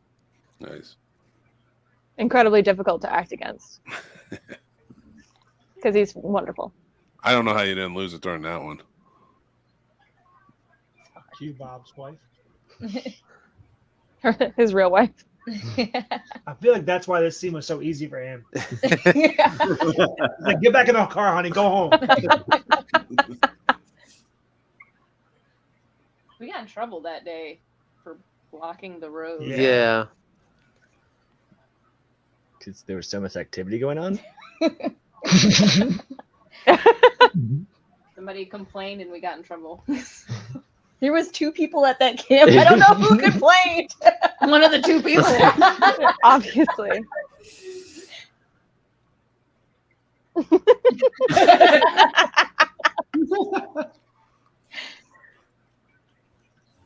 I wish we had we were gonna do a whole lot more with Nick's character, with adding him in random spots. I wish we had gotten to that, because that's one of my favorite parts. I think my favorite one, and I don't think it's in this version, is him sweeping the gravel road. Yeah, it's in this one. Yeah, we had one where it was supposed to be put in where you meet Christian for the first time. He's standing outside the window polishing a rock. The one where I lost it was the bees. Yeah. Oh my gosh, I could not keep it together. So she was like fighting the bees going to... Yeah, when Tiffany's walking to the mess hall, she looks over and he's running, swinging a stick at bees as he's running. Owen had a beehive at his house that he was gonna videotape, and we were gonna cut it all together, but the movie ran too long. We can't let him true. Mikey's real? No. That is just That's just a story. What, Bob? Did you write this movie? First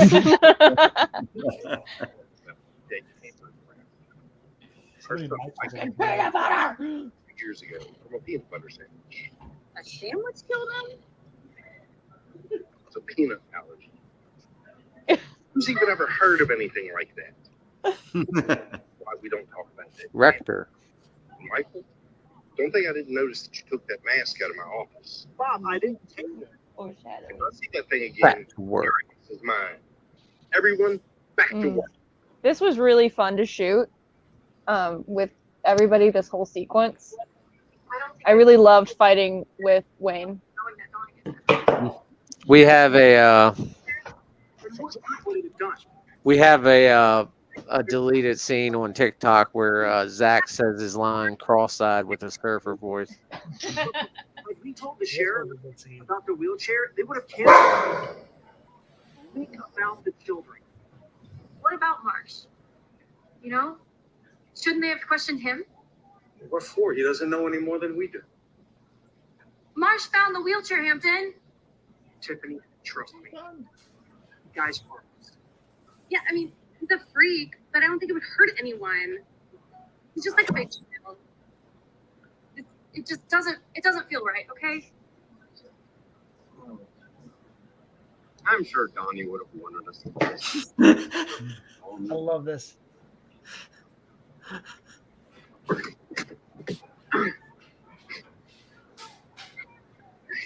Zach just picks him up and carries him. Like a little baby. Dude, everybody knows you took him down there. Hey, prove that. You're the one with so Like I had any chance at all. You were definitely outgunned. Yeah. You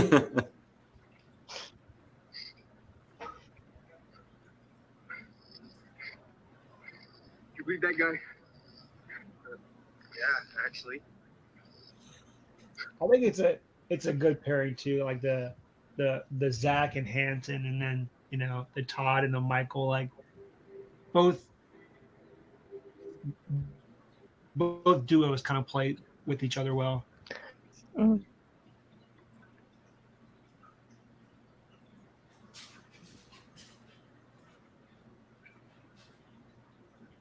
It's okay, Matt, if you want to turn away in this moment. We understand. God, it's bad enough. This tiny little frame on my computer. I had to watch this on a big screen. Oh.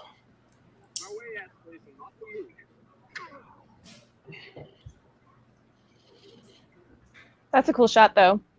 Was that dawn or dusk from that shot with the ridge?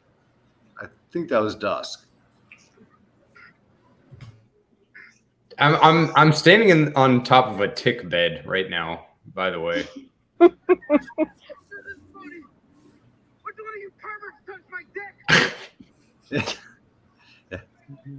We had no idea until after the fact, and we were all covered in them at that point. Don't lie. What's funny about this one is that this was also in the pitch trailer, and in the pitch trailer it was Amber who was Devilface. Oh, since we bopped out for a little while, I don't know if you guys said it. It was incredibly hard to get up here. Oh yeah. We took like 3 different attempts with like 2 different cars to get up here. Yeah, that was a hellacious. It was a fucking mountain we had to drive up. We had a carpool because not every vehicle could get up there. It was complete other side of the lake, complete other side of the camp. Yeah. Also, if you can, I don't know if you can tell, like this is actually going to be real fear in Matt's eyes here in about 2 seconds. And this There are is still claims to this day about this scene. Yeah, Matt has claims. I have my story. He has his story. This He's really hitting me in the dick with the foam sledgehammer.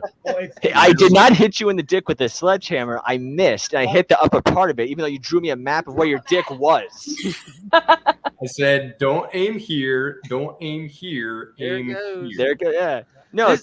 Not only that, you started pulling down your pants like this is where it is. I'm like, Matt, I am well aware of where your dick is. Chill out.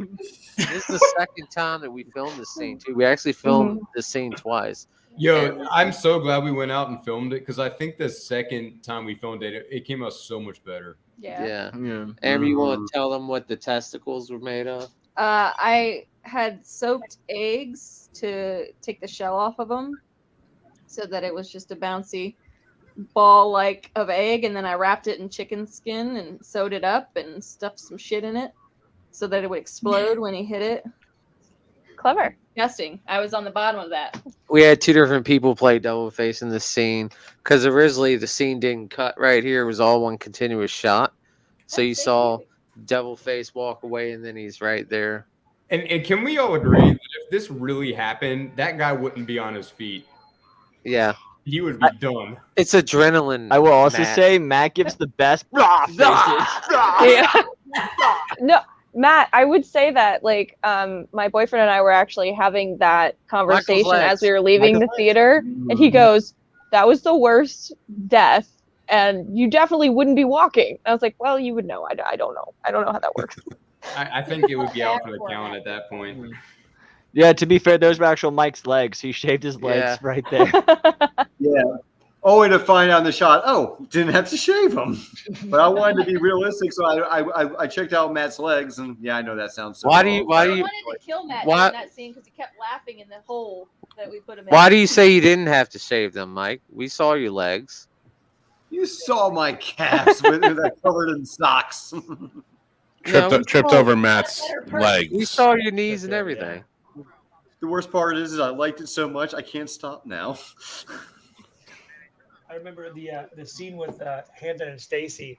We're filming their scene, and then we're all hiding in a corner somewhere, and we're fighting the urge to laugh because like the stuff that he was saying during this scene, he's like, "I love you, I love you," and she's like, "What? You love me?" He's like, "Oh yeah, I love you too." And we were there having to like just keep it all in. And they couldn't get in rhythm. Yeah, with Zach's each all other. upset 'cause he's like, we're out of rhythm. Smacking together. Look, real food.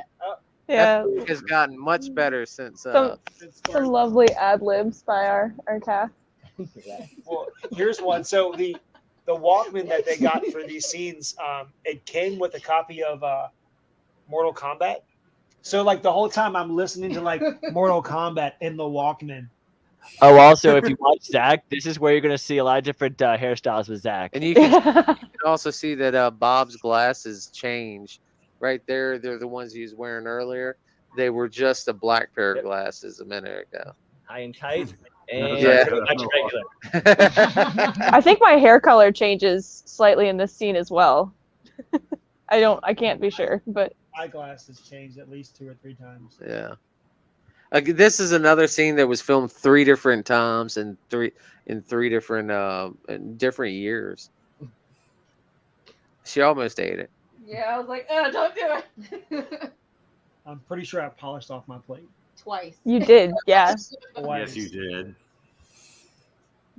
This is one of the few times you see Michael without glasses on. He's got sunglasses like 90% of the movie. He's cool though. Yeah, this scene was originally like most of the scene was filmed on the very first day that we filmed, and then it was filmed again, I think, in March, and again like later. Sweeping the driveway. There it is. That was actually the nurse's office that we used for this. It was we weren't originally supposed to use it, but they said yes, and I said no take backs when they were like, "Oh, you're not supposed to film in there." It was like it said I could on the map. I just wonder about the freaking wallpaper that had the birds and the fucking bees on it. Yeah. It's all Kimberly's fault. Sorry. Gosh, Kimberly. Sorry. He's venting to the nurse here about you. I mean, if you just got me some weed, I did my you could've best. taken I care did of all my this. best. Your best wasn't good enough, Michael. And There's a in the extended edition. This is one of the weekends that we actually flew Felissa back out, and she had a scene with Julie in the woods. It didn't make it on the standard cut, but it's in the extended edition. Yeah. I remember that. It was hot that day too. All the days. When you're in the mask and costume, the ski jacket in July, it's always hot.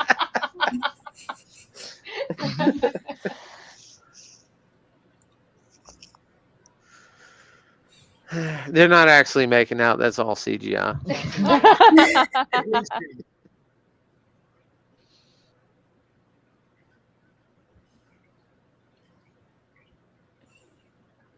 They were chewing gum that entire time. It really looked like you were chewing on her tonsils.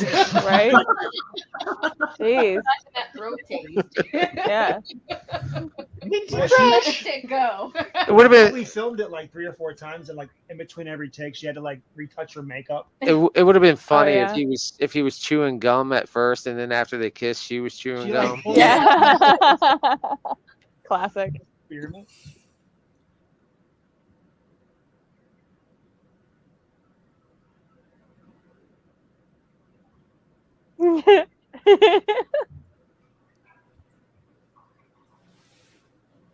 I think I had Mike stop at a random gas station for that pack of condoms.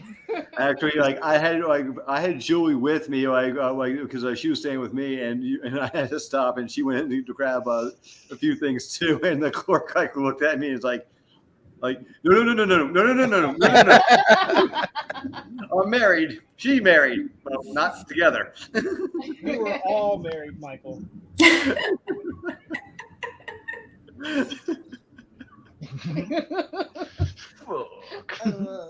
I just love how angry Felissa is in like every scene. She freaking killed it. Mm-hmm. She had a blast being extreme. Yeah. You don't want to fuck with Miss Crow.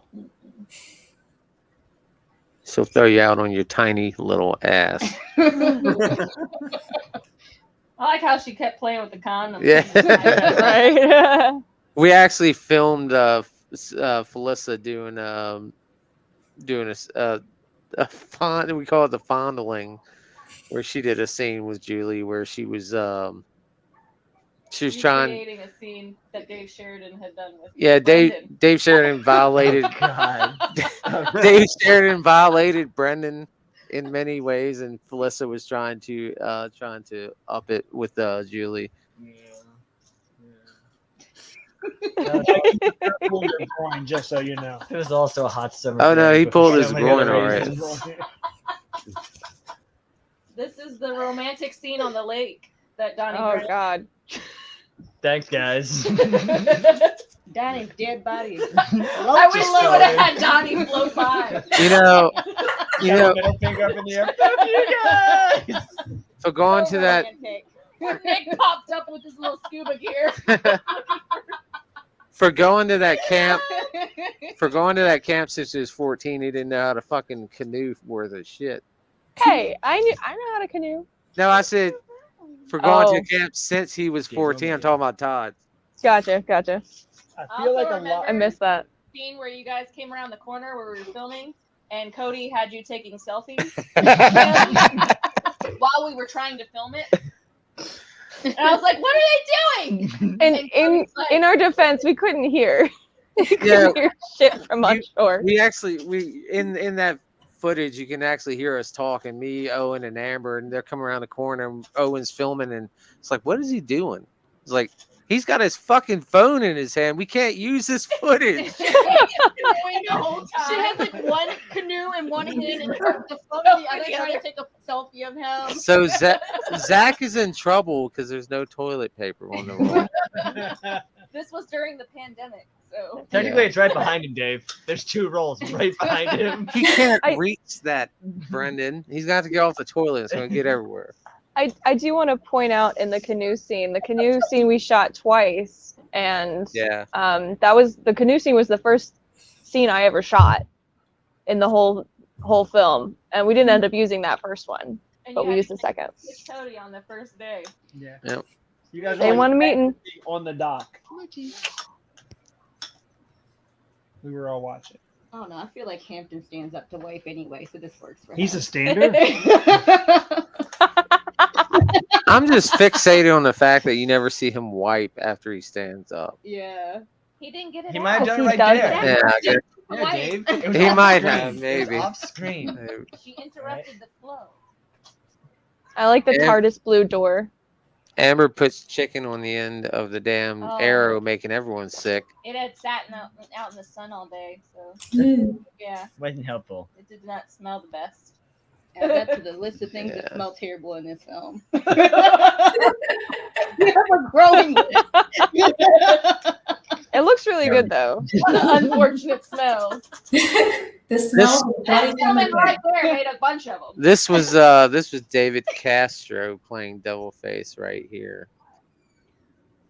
Oh, A yeah. nod to Sleepaway Camp, but we stuck it in a different hole. Oh, No.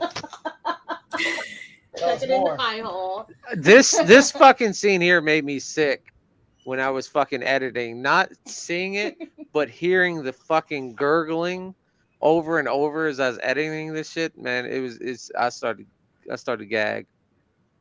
Just like, ugh. It's nasty. Yeah, Zach acted great, and so did Sam. So I actually found out I was going to do a shower scene the night before. They're like, we're adding a shower scene. I'm like, oh wow, okay, cool.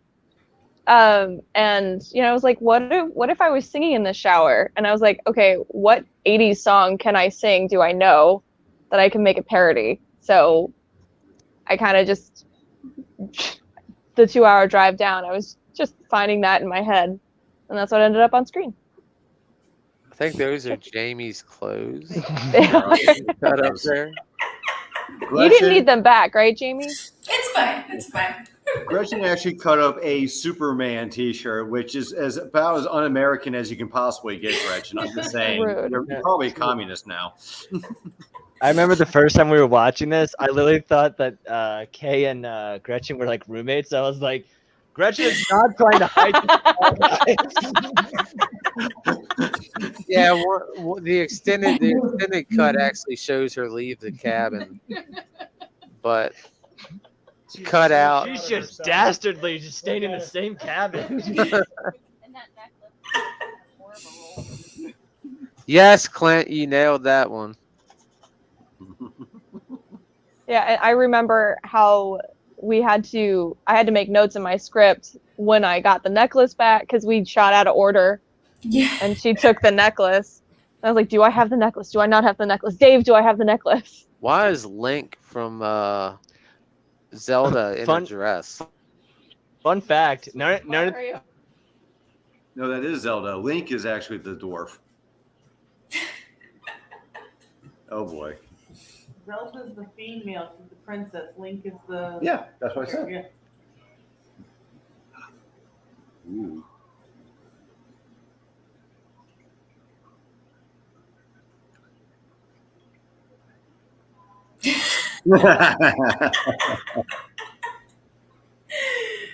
Oh.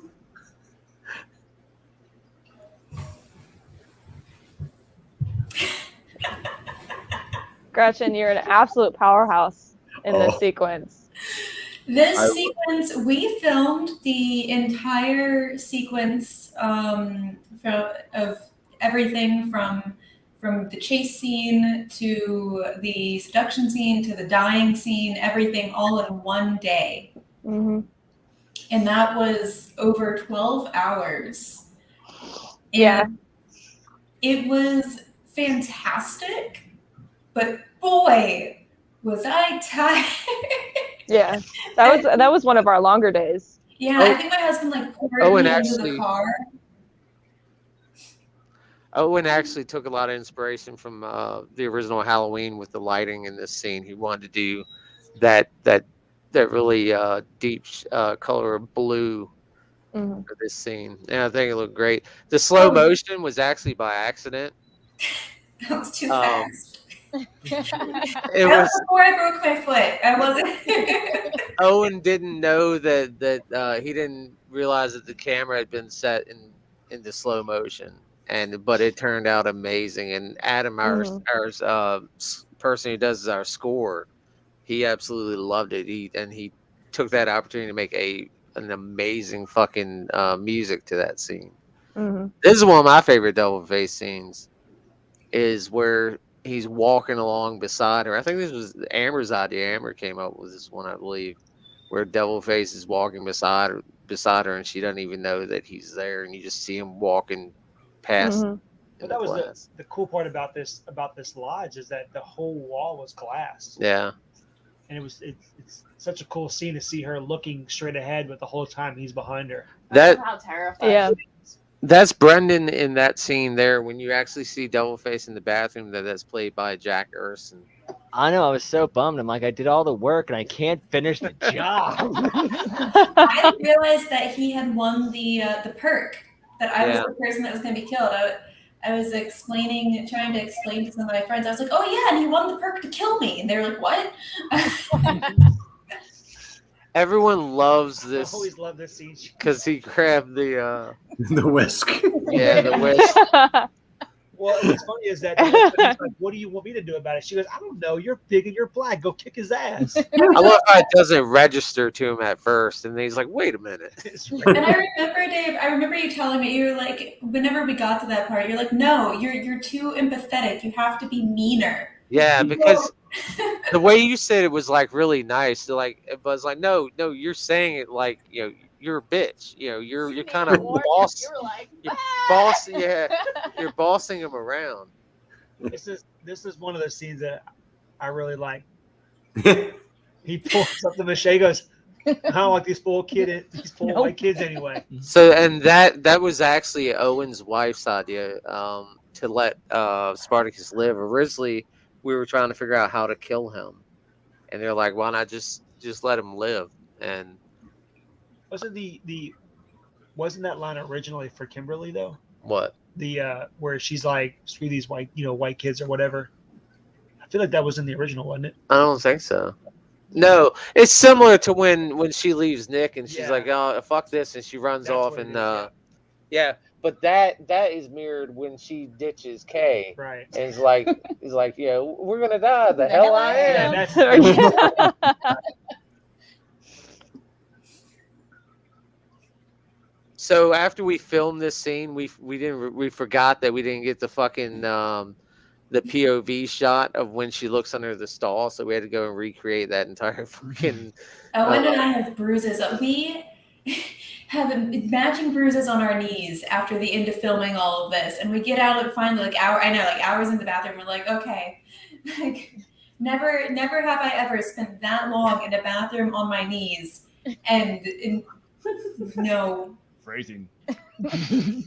This One of us can say that. I know, now I can say that. Now I can say that I have been on a bathroom on my knees and gotten bruises from it. I have pictures of Amber and Jamie cleaning that bathroom for this scene. We were also on our hands and knees. And when you see the shot of Gretchen with the little crack of light in her face, that was actually made with cardboard to get that effect because we couldn't actually shut the fucking door of the bathroom. So Owen made this big piece of cardboard that had this slit in it and had a light shining through it, so it gave that effect. This is one of my favorite deaths. Wasn't this shot during the day? Yeah. Yep, it was daytime. And I had a stick for my tears because I'm horrible at crying. So I had a menthol stick that I just kept like shoving into my actual eyeballs, and I would tell Owen, "Okay, the tears are coming. They're right here." I think I hawked that thing for the rest of my my scenes. I did. That is. People thought my addiction to it was a problem. I was like, but no, it must be real. It's like when Cheyenne was addicted to the fucking high blood. Yeah. He was like, "More tear stick." Dude, what? That stick me. Worked out. It does. It works like a charm. Can you open this? It's incredible for If you half gave an me a hour. drink. That is CJ Crease. That is Dave Sheridan's podcast co-host. What did I come in here for? A drink. A drink. Chaser? And that was about it. CJ, he grew his beard out for this scene and he shaved it completely off as soon as he was done with the scene. Oh my God, I heard the donuts were terrible. Mike picked up some donuts, but they were like left in the like warm vehicle the whole time.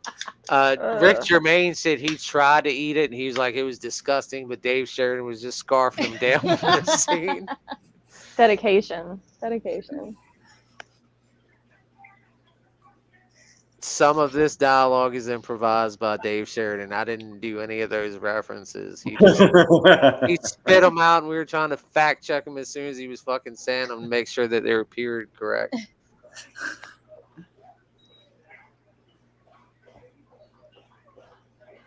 Were bedazzled jeans a thing in the 80s? Cornelius came up with them. Gotcha. Look up the creator of Bedazzled, and it's Spartacus. Is Cornelius. I almost passed out from like huffing and puffing in this next scene because like trying to like do scared breathing. It's not just me. It goes to your head when you breathe It that hard, does. that long. When you're fake hyperventilating, it turns into real hyperventilating. It does You're indeed. exhausted at the end of the day. Hard day So of be dying. so be careful out there, actors. Yeah. Take breaks. Matt's gone again. Where's that guy go?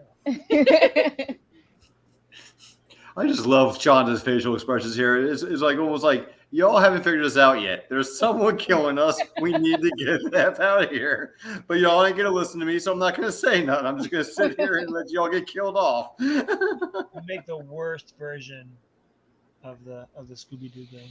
Scooby-Doo. That's Mike playing the hand of the killer again. He's a hand model in this. Look at this just precision cut right here. Oh yeah. Oh, yeah. Sexy. It's not actually attached to the wall. We're holding it while they're trying to cut it. So Spartacus's wrists are so big that the handcuffs that we had couldn't fit him. So he's just holding his hand behind his back right here. Also, I think at that point I lost the keys to the handcuffs, and they're real handcuffs, so you can't get them off without the key. I found the keys though; they're over there. There you go. Now I can't find the fucking handcuffs. A lot of good it does us now. God.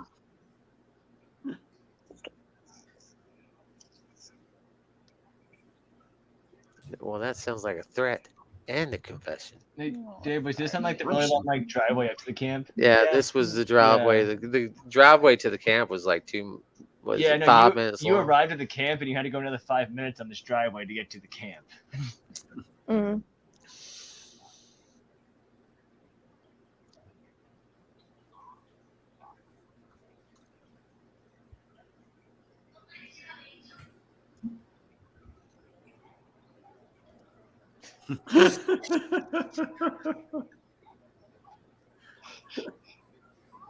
It's like he's a magician. Where'd he pull that knife out of?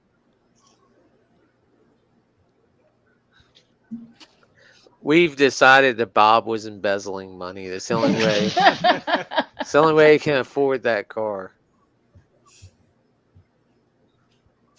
Hey man, camp counselors and camp directors' salaries were different back in the 80s, Dave. Yeah.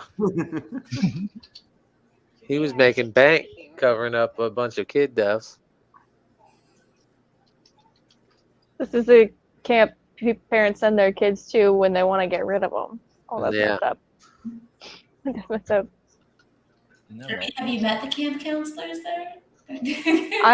I've met one of them. She's pretty cool. The actual, it was cool. Dave actually found, they sent him a picture. The actual people who actually worked there were all wearing Camp Trust Fall shirts. And they were playing around in a wheelchair. We're not sure if That's they watched the movie, but you know, it's a fun picture. Oh no! It said that they watched it in the mess hall in sleeping bags. Oh, nice, Yeah. nice. That's the mess hall right there that we're in. He's gonna walk to the sheriff's department. You would walk 10 miles. If he could just see you. There you go. That's why you're here. Kitty says meow meow.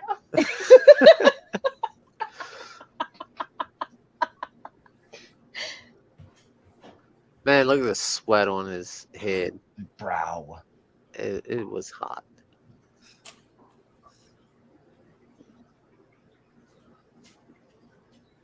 I think I'm actually a little sunburnt when we shot this. This wasn't in the script. This was actually a random thing. I love your walk, Michael. Originally we just had Roger's fate unknown until you see him later on the tree, but we wanted to show a little more about what happened to him rather than him just ending up on the tree. We actually filmed a scene where when he goes in there, he sees Elaine Marsh sitting in a fucking rocking chair, just rocking. Yeah, Sandy Johnson, Judith Myers from the original Halloween is on the cover of that Playboy. Ah, sweet Dave. Look at this. Look at the messages we have coming in. Huh? Nice. Oh no, honey, how did that happen?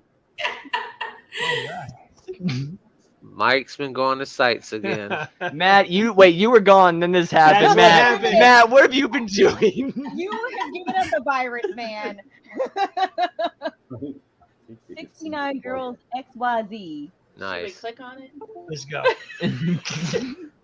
I don't know.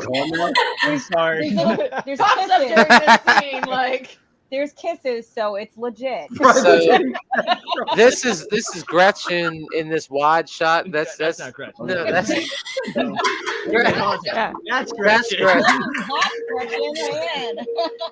Gretchen was the stunt ass for that scene.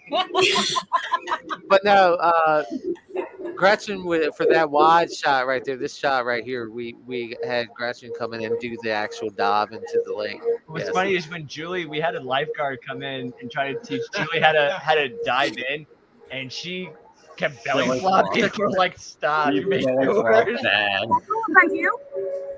I just remember Dave being like, "Hey, can you swim?" And I was like, "By the way, I've just gotten my lifeguard certification. Get undressed. Go for it." I always leave you watching. It actually saved us money because we didn't have to have a lifeguard when you did it. Thanks, Gretchen. The camp required that anytime we did any lake scenes, we had to have a lifeguard. Well, Michael, what the fuck are you doing? Are you gonna get in here and fuck me or what? Gretchen were the only people successful enough to actually dive into the water. Who the fuck are you? Originally, Julie's character was supposed to be like friendly to Devilface when he first came out. I forget who it was. Someone pointed out that it was too much of a similarity between that and Gretchen's interaction. So we changed it to where Julie was very standoffish as soon as she saw Devilface.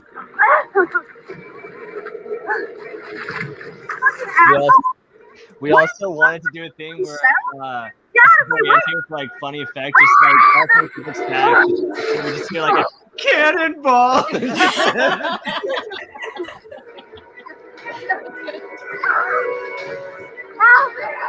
It floated above everything anytime I had to be in the water. Oh yeah, part of this, some of those scenes were Gretchen. Also, the back of her head. Oh, that's true. When, Anything in the ponytail is Gretchen. yeah, when you're looking at Devilface on land, we actually thought Brendan was killing Julie because she actually did a really good job of faking like she was being drowned. And, like it actually, we thought that Brendan was holding her underwater. We're like, Brendan, you're not supposed to hold her. He's like, I'm not.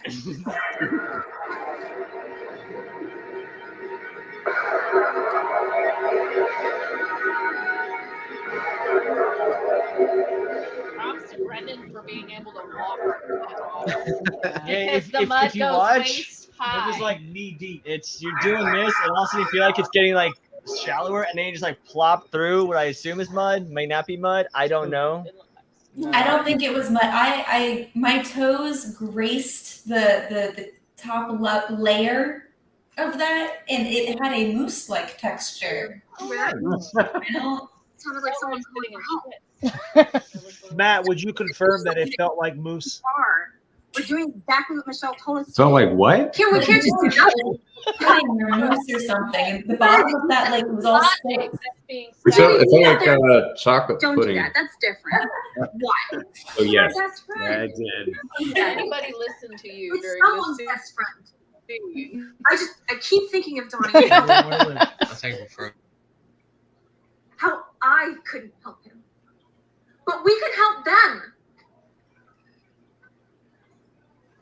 I'm like, come on, bitch. No, you're not going to keep doing this to me.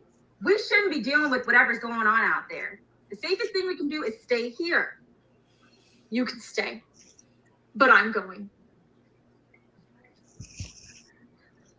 Are you coming?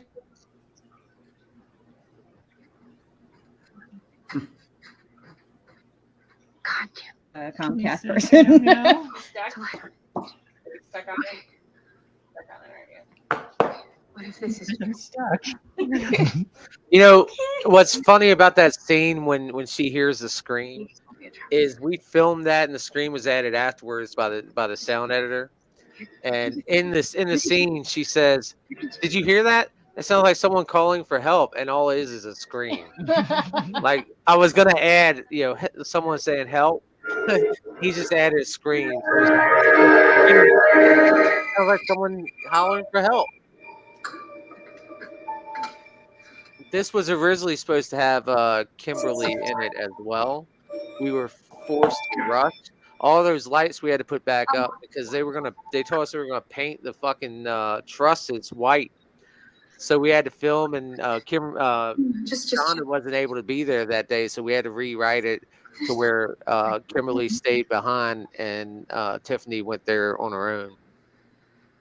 I will add that we did film this like in the dead of night. Well, not the dead of night, but we filmed this at night, and I am actually legitimately terrified of the dark. So when you had me out there before calling action, I was like by myself. I was like, oh, it's a little scary. It's real fear, Dave. That's good. This was one of my favorite scenes to shoot. What the hell? Who are you cooking this late at night? All I'm gonna say is poor Jonathan. Oh. Beautiful. Just lovely. Yeah, that was what'd you use? Alka-Seltzer? And I think we did actually boil it too, didn't we? I wanted to. So that coming off the rafters. That was totally me, right, Dave? No. that was Michael McGlynn doing that rafters scene as Devilface. What are you doing here? Being guilty by my best friend? What are you doing? There's a man in the mask trying to kill me. That's Michael McGlynn there too. That's Michael McGlynn right here too. That was a good ad lib. I think that was ad lib. What the hell is Roger gonna do? Yeah, I think so. Look, I need you to trust me. Close your eyes. Why? Because I can't handle the truth. On this one, hold my hand and close your eyes until I tell you.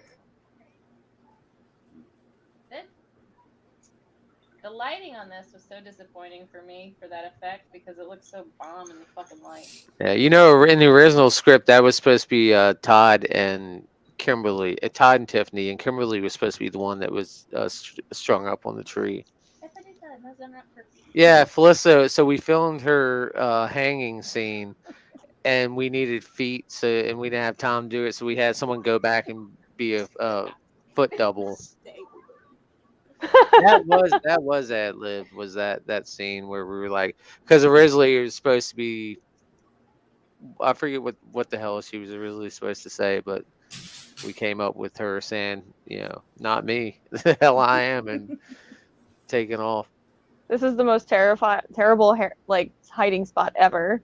It really is. It's Hey, it's not that bad because it worked until you can't made see noise. the mask. This was at nighttime and I couldn't see anything, so it didn't matter. So we're fine. That's fair. You probably could smell my fear though, Brendan. It's just the mask that Amber decided to put all the glue on. And she's like, "Where's this?" The bright yellow shirt didn't help either. Yeah. This was another scene before action that I had to be in the dark, but this time even though it was Brendan, I had Devilface behind me, legitimately standing there getting ready to go. Terrifying. Brendan was high the entire time off glue. I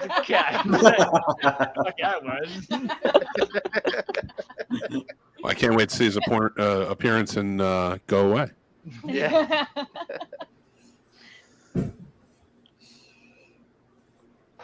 I remember in the theater when every time my character came close to death, we just heard somebody in the theater going, "Finally!" I love this shot right here. Really enjoyed. Yeah, it took us forever to get that flying machete shot. Turn out so long. It should have been you, Kay. I was legitimately crying That was so in the sad. corner when I had to do my kill scene. invested in your character. I was like, So this was partially Brendan and partially Mike because we filmed. This was, I think, Brendan. That is Mike because we reshot that up angle because we didn't like how much white there was. We wanted to do a different angle. I was actually stabbing into the sound guy, Jonathan. He was Yeah, out you with broke slate. the fucking slate. I broke the slate. That stuff on the floor was there. We didn't put that sock there. Yeah. To throw everyone off. The whole movie, we're just cramming me and Jonathan and the cast and crew into like dusty and gross places. The camp paid me to clean the camp, and I just stuck y'all in dirty corners until it was clean. Human mops. Faucet and get all the dust on. So this shot right here, this was really fun to do. We actually bought a big sheet of plexiglass, and we poured gasoline on. No, it was a boat. Yeah, it was some kind of gas, and we lit the match and threw it onto. Owen had the camera under the glass on a little stand, and this was my idea, and then Owen Such went a out cool and shot. tested every type of flame yeah, that he could to get see the what cleanest looked the burn. best. And we had to have double face down on a ladder so that he was the appropriate height to where it looked like he was looking down on the ground because the camera actually had it was actually a couple feet off the ground looking up at him. I love the music for this part, Dave. Yeah, I like a lot of the music in this that Adam did. Yeah.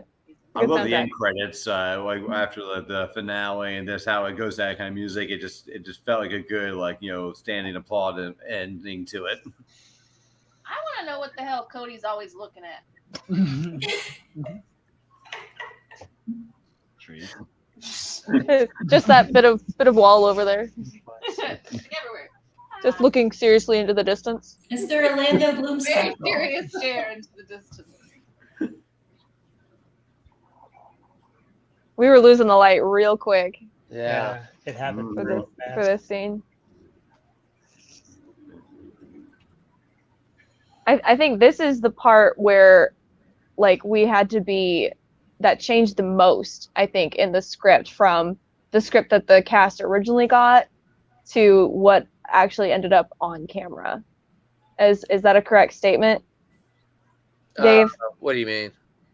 Like, we had several different versions of the script, but for the reveal to the cast, we all think it's throughout this entire process, except for a select few of us.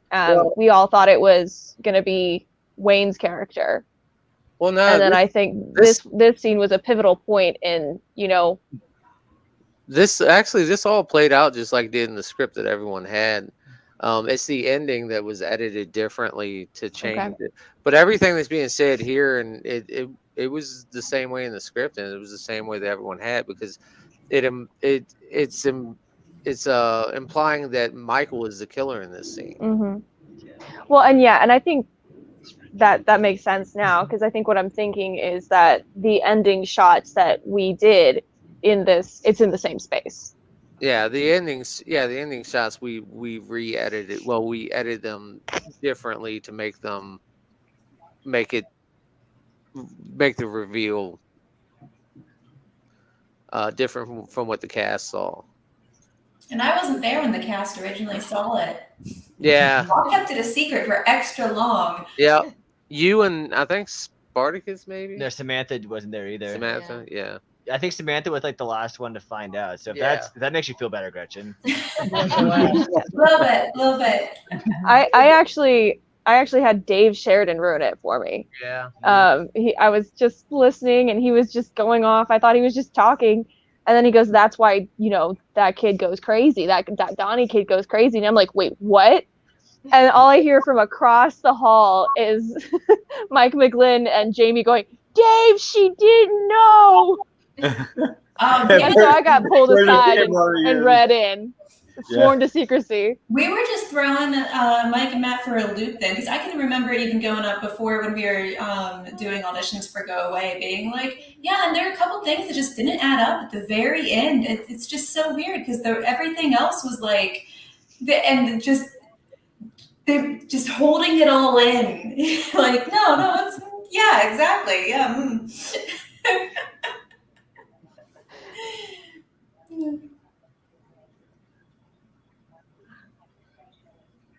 No, I will not take the fall willingly. Mm-mm. I also want to shout out one of the key rules of being a great producer is that when you need a baseball bat for a scene and it is an hour away, that good producer will get in his said car and drive an hour home to go grab that bat and bring it back to set. Oh, is Mike toting himself up again? Fucking talking about how great he is. Anyone else getting tired of that one? You gave me the shirt, Dave. I mean, I'm gonna run with it. I've regretted it ever fucking since. This was actually my favorite scene to shoot in the entire film. My very first fight scene. Maybe 4 hours on this. And by the time we were done, we were like both exhausted. Yeah, this scene was supposed to be different too. Originally, Todd makes it a lot longer. He makes it to the end of the film, and it's actually Todd who has the fight with Michael. But we had to change it, and it actually turned out really well. It turned out a lot better this way because it made Kay more of a final girl because she was the one who actually had to fight off the killer. So it worked out a lot better. They both did an amazing job. Yeah, that was my favorite night for the entire film. Was that night? Yeah, we went through step by step, and we planned everything out, every swing, every hit, and we practiced it, and man, they nailed it. It looked great. I will say being on top of the shelves was not my favorite part in that. I was like, spiders. I'm not a summer camp girl. This is when Mikey goes crazy. Yeah, Mikey loses that. A little bit. It's okay, I love you. I remember you messaging me, Wayne, after we shot this, going, I found a bruise. And me going, me too. So there's a scene coming up where she bites me, and I was like, go ahead and actually bite me. And then Amber went in and did like her FX magic and actually made it look like a legit bite mark. But she had like Kay's teeth, like the indentions in my arm to go based off of. There was a point in this as well that I got to actually be on the ground holding the camera, and that was really cool. This scene right here, I think, is the one where I go to smack you and you jerk your head back, and I think you actually hit the concrete. I did. You called cut. Everyone's like looking like, we didn't want you to actually smack her. You got that wrench. Ooh, buddy. It's turned to Clue. Who did?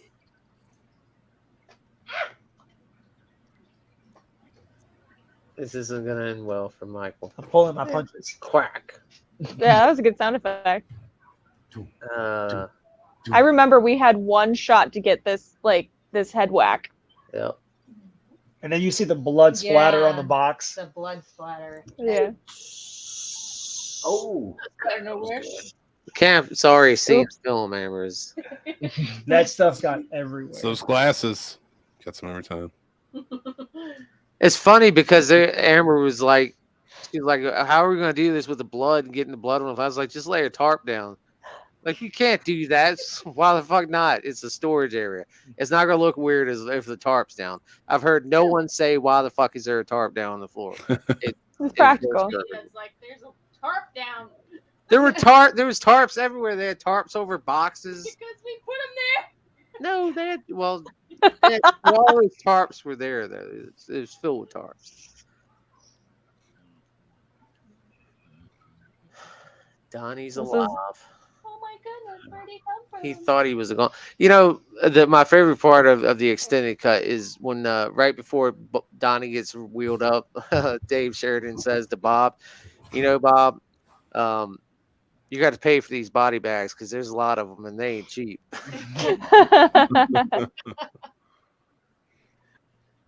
I love the wound on Donnie's. Yeah, that's brilliant. did it himself.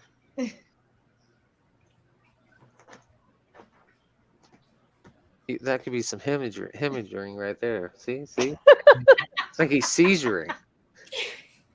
Call a doctor. Smack his legs. Man, I lost my shit when I realized he was fucking rubbing his legs. I didn't notice that at first.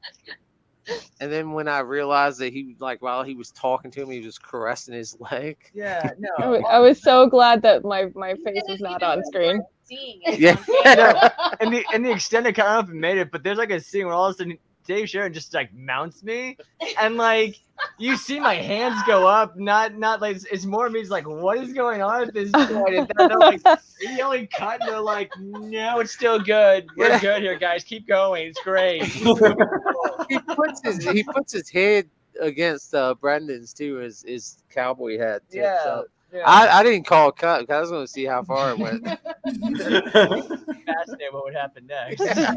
Yeah, this is not the movie we had intended. That's the movie you got. Bob was really drinking beer in this scene. Oh, this Jeep was also really hot too. Yeah. Yeah. Curse of the Killer Hot Cars.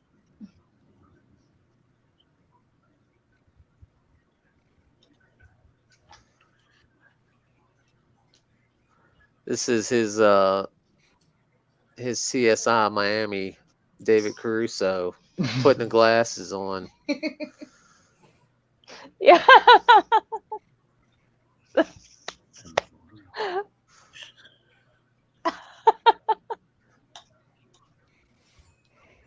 So Skunk's name is James Mitchell, and James Mitchell is a character from Return of the Slasher Nurse. He's actually the slasher nurse's dad. So Skunk goes on to father a serial killer. Oh, awesome. Why were we not surprised? Played by the awesome Matt Burns. Matt Burns don't have handcuffs on either, because that was at the point where I lost the He kept doing handcuffs. it. The first few shots, also he would just take his hands out and start pointing at Dave Sharon, and Dave's like, no, you're handcuffed. You can't do that.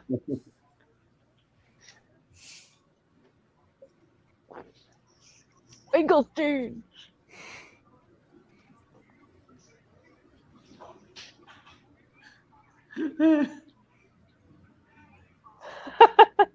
I love that. A lot of ponytails on this police force. One thing that I forgot to mention too is earlier when Bob's bitching at Zach about Donnie being flipped out of the wheelchair, they got the subtitles wrong. It's supposed to say Felicia filed a complaint, and it says Felicia Fowler complained. So apparently, Felicia's last name is Fowler, according to.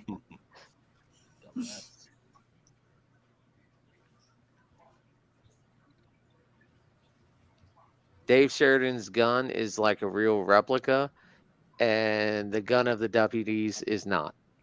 It is a much faker gun.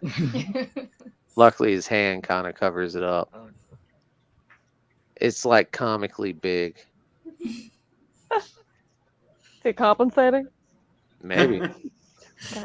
Just kidding. Donnybrook. Right. Eerie music. It's funny. We never got to film it, but it was like right after we finished filming with Dave Sheridan, and after I dropped him off at the airport, he's like, damn it. He's like, I finally realized what I should have did. He's like, when they told me that it was Donnie, because we kept saying fuck off Donnie throughout the whole film, he said I should have been like, Donnie, fuck off Donnie. He's like, that should have been. He always wanted to refilm that, but we never got a chance to do it. Yeah. This is the scenes that we filmed the same day as Kay and Shonda's opening scene, and they had to clean up all the blood and shit before Kay and Shonda got. We had a there. haul ass. We had like an hour left, and they're like, "Yeah, they're gonna be here in an hour." I always forget how tall Brendan is because he's sitting the whole film, and then this scene pops up, and I'm like, oh crap. To be fair, that lady wasn't very tall. So No, but I'm not a short I'm not a short chick, and you're quite tall. So just saying. I always forget. Thanks. You're welcome. I will say that I love how he Dave Sheridan in that last scene crumples the leaves in anger. It gets me every time. I love that we got this. I love that we got this truck because the truck that Michael was driving was blue. And you see this truck in the beginning and you see part of it, and the part that you see is blue. The rest of the fucking truck is brown. It's like only that fender is blue, and you see the rest of the truck is fucking brown. So it was the perfect. Was it black? So it's the perfect decoy truck.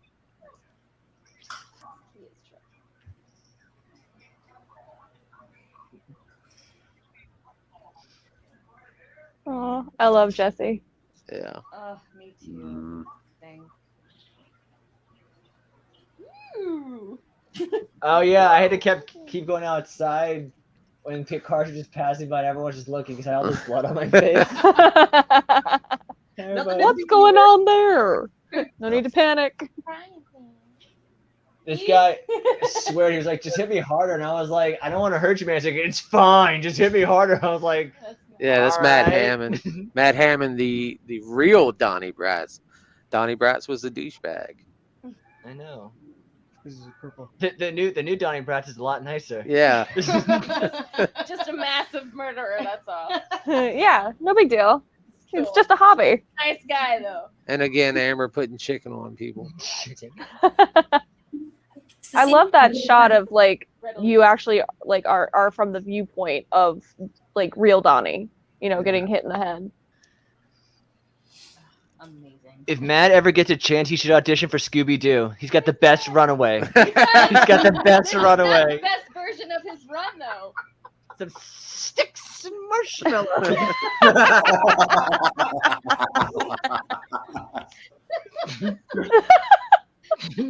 What's even better is Don't go anywhere.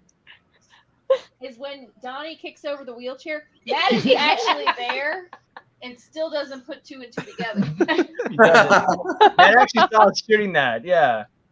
He was like, oh.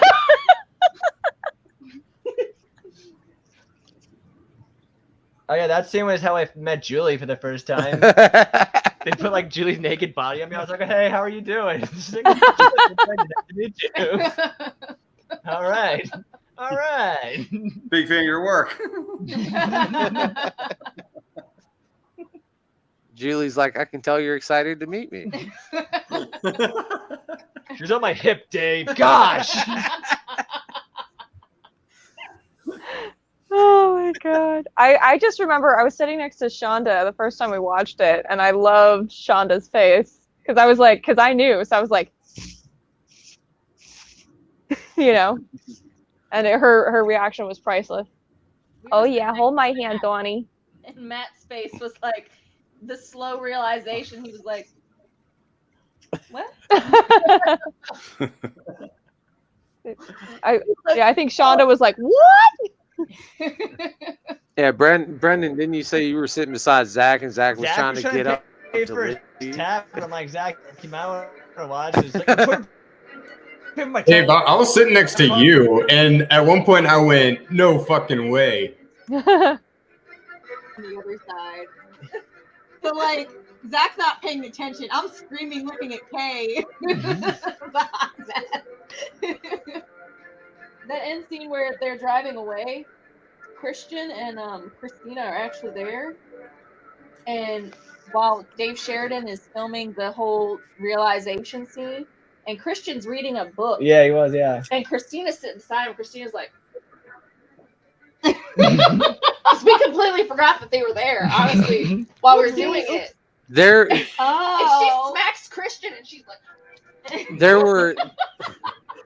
there were a lot of people that like we started off with like no one knowing at all. It was just like I didn't even tell Brendan when Brendan first auditioned for the part.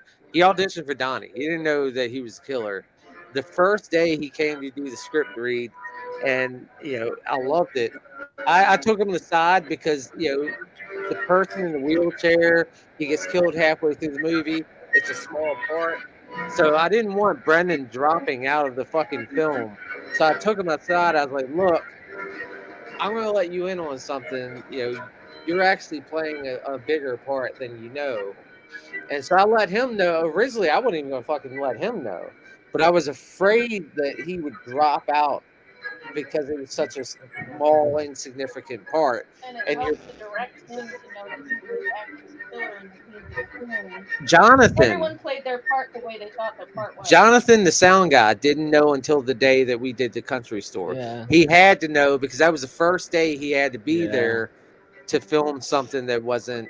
So he didn't find out till then. Bobby and Michelle didn't find out until about July too, because they had to be there for the end scene. So I had to give them a heads up.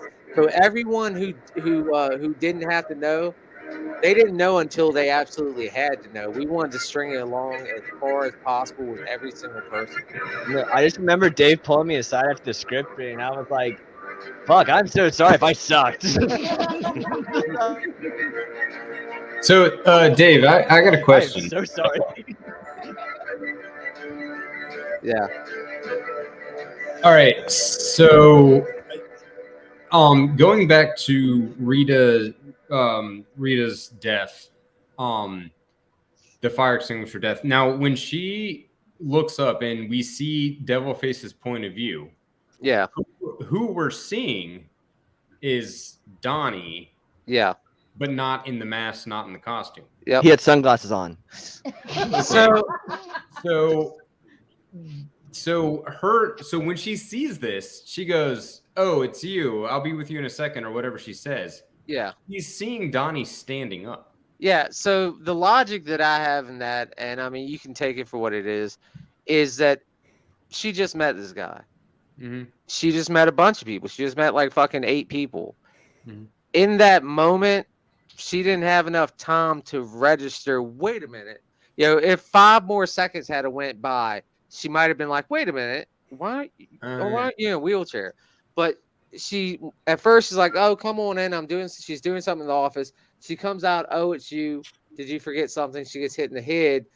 To me, it's like with someone you just met, being busy, it didn't register to her in time that, wait a minute, you were in a wheelchair. She just met this guy, and like I said, she met like 8 other counselors as well.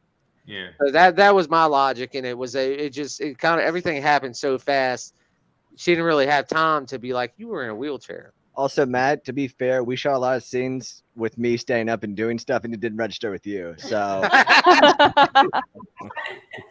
so Dave has support with his logic here. I concur. Yeah. Well, and also like you were also in the suit, and I think the reasoning we got for it was that like, oh, well, we need somebody in the suit and he's there. So that was my logic for a long time. When he played Donnie, when he played Devilface. Devilface, yeah. Oh, he also Well, did a I very mean, good job honestly- playing Devilface, so it was an easy choice. Yeah, honestly, even if Brendan wasn't the killer, we still probably would have had Brendan play Devilface because Brendan Agreed. He did a hell of a job as Devilface. Originally, it was supposed to be shared between people, but when Brendan did it the first day, he was like, "Wait a minute, we should probably stick with him because he's doing really good. Like we really liked his interpretation of Devilface." Yeah. You're awesome, Brendan. We love you.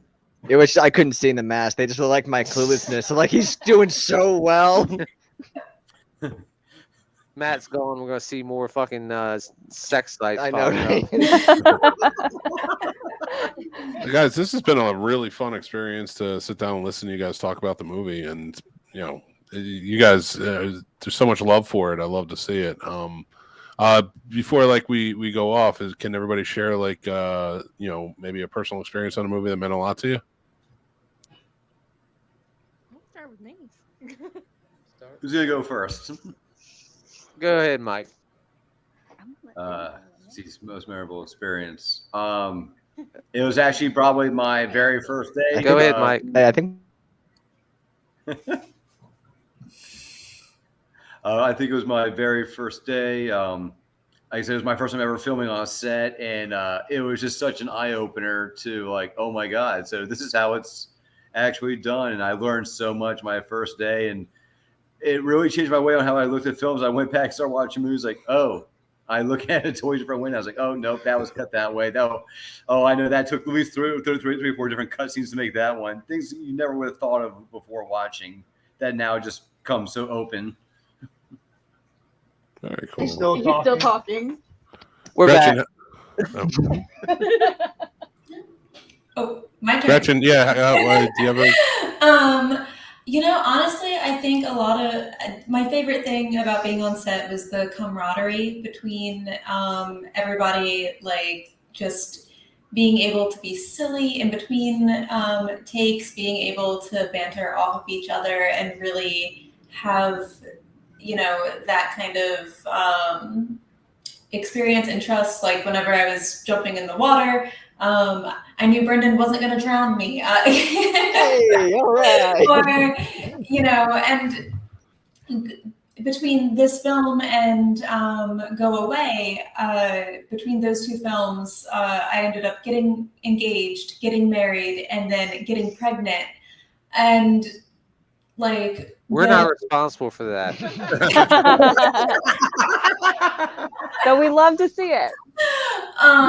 So like between all of these big life experiences, having just the support and the camaraderie of everybody on set, just being like, yeah, I break my foot, it's not a problem. They're just like, it's fine. Matt's like, lean on my shoulder. It's, so I think that's honestly my absolute favorite part of being on set with everyone.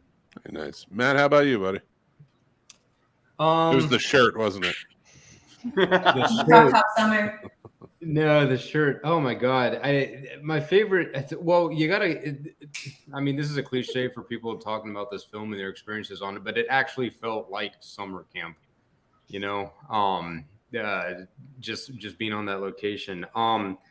Favorite story. I think my favorite time filming is the weekend, either the campfire weekend, because it's when the most people were there, and it just felt like a party. We stayed at the camp overnight and everything like that.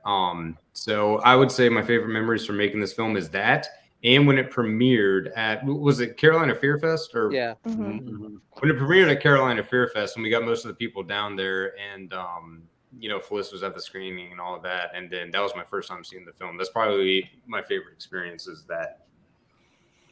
Very cool. Chandra, how about you? Oh, hi guys. Sorry, I gotta come back in. We didn't forget. We knew you were there. I can We live love you, Shonda. real quick. Hold on a second. Hold on. All right. Oh, I'm sorry. Did I kick you? Oh, I'm sorry. All right. Your snack size.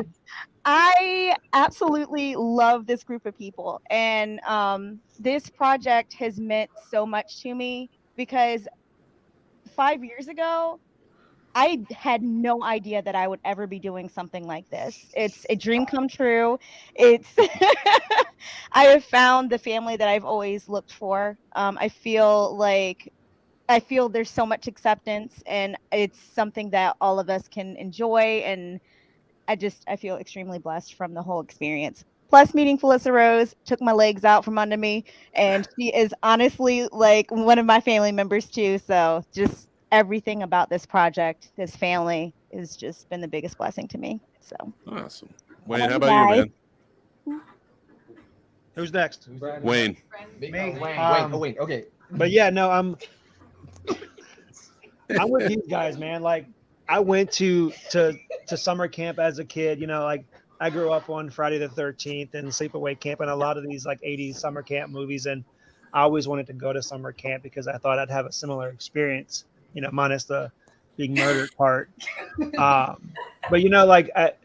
it wasn't what I had always wanted it to be. It was more structured, it was more like school. But then making this movie, you got a chance to live kind of that dream. And with all of these guys were the guys that I wanted to have at summer camp with me when I was younger. And then, like they all said, meeting Felissa was amazing. Dave was amazing. But it was 2 years of becoming a family with these people. Some of them I knew from the previous film, but then a lot of these guys, like, I can't imagine life without them going forward. So that was probably the highlight. Nice. Brendan, how about you, man? Go right down the line. Oh, nice. So I guess kind of echoing what a lot of other people have said. Just going to the camp and just doing just debauchery there every weekend was just a blast and something we looked forward to. It was super hard to make because of weather conditions and worldwide pandemics. What's that? I don't know. But yeah, no, it was just super fun to see everybody every single week. I mean, a lot of weekends were just so much fun wearing the mask, and like the weekend where, I mean, when me and Matt just were just basically telling dick jokes to each other for the entire weekend, and then Mike would come in on it, and by the end of it, Jamie and Amber couldn't stand to be around us because it was just like stupid jokes, like nonstop throughout the summertime. And Jamie and Amber's face just dropped every time they saw us in a group together. So, but yeah, no, I mean those are just great memories. Like this, like I said, just seeing everybody every single weekend, just having a blast shooting this. Nice. Kay, how about you? Yeah, also kind of piggybacking in a total agreement. And it was really cool getting to meet and work with, except for Zach. I already knew Zach coming in, but meeting everybody else. That guy. What? No, you say except for Zach. I was like, except for Zach. I hate Zach. Yeah. Screw Zach. No, I'm just kidding.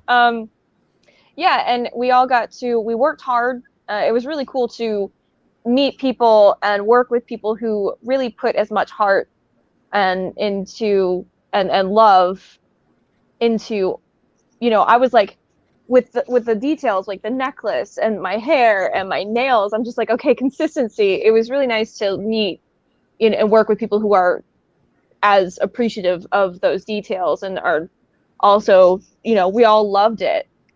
And it was really nice to work with people who are just as dedicated to a project. And it was really like all of our love children, our love child together. And we worked hard together. We played hard together. We became a family. And then this film for me was a lot of firsts. It was my first lead role in my first feature film, first shower scene, first fight scene. It was really, really just cool. And then, of course, first film family. Nice. That's awesome. And Dave, how about you, buddy? I like yelling at the cast a lot. No. It happens so much. The one That was Amber's job. that's true. Accurate. I yelled at Amber and she yelled at them. The thing that I think that I really liked the most was the thing that I didn't like. I don't think at the time. It was the late nights. Because at the time it's really hectic and it's really stressful. But when you think back about the late nights that we spent, and that was some of the time where we really, especially the crew, just really, pulled it together and got along. And that's how me and Owen got close when we were doing Return of the Slash Nurse. It was me, Owen, and Amber. So the late nights on Return of the Slash Nurse, it was just the three of us. And when everyone else had left, it's us, packing it up and us, getting everything, situated. And then with Bloody Summer Camp, it got bigger. We had a lot more people helping us, even cast members, that would stay behind and help when they're not filming. And it grew. And I remember late nights when we're sitting there in between trying to wrap up a scene, we'll sitting down for what would be considered a dinner, and we're all exhausted, but we're all in it together. And three people turned into an entire crew. You got Matt, Brendan, Amber, Jonathan, our sound guy. By the end of it, we were one tight crew, and we all stayed late and got it done. Nice. That's awesome. Guy, I really appreciate you having me on to host this. This was so much fun. You were all amazing. The movie is great. If you guys, anybody watching this or listening to us down the line, just make sure you see this movie. a lot. Buy it, support. Can't wait to see the big things that come from all of you going forward. Thank you again, guys. Again, this is the Bloody Summer Camp, a full commentary with the cast and crew. Thanks again, guys. This has been a great experience. Thank you for hosting, Mick. We appreciate you Thank you, Mick. joining us for this. And until next time, guys, we'll talk to you soon. Take care. Later, Mick. Bye.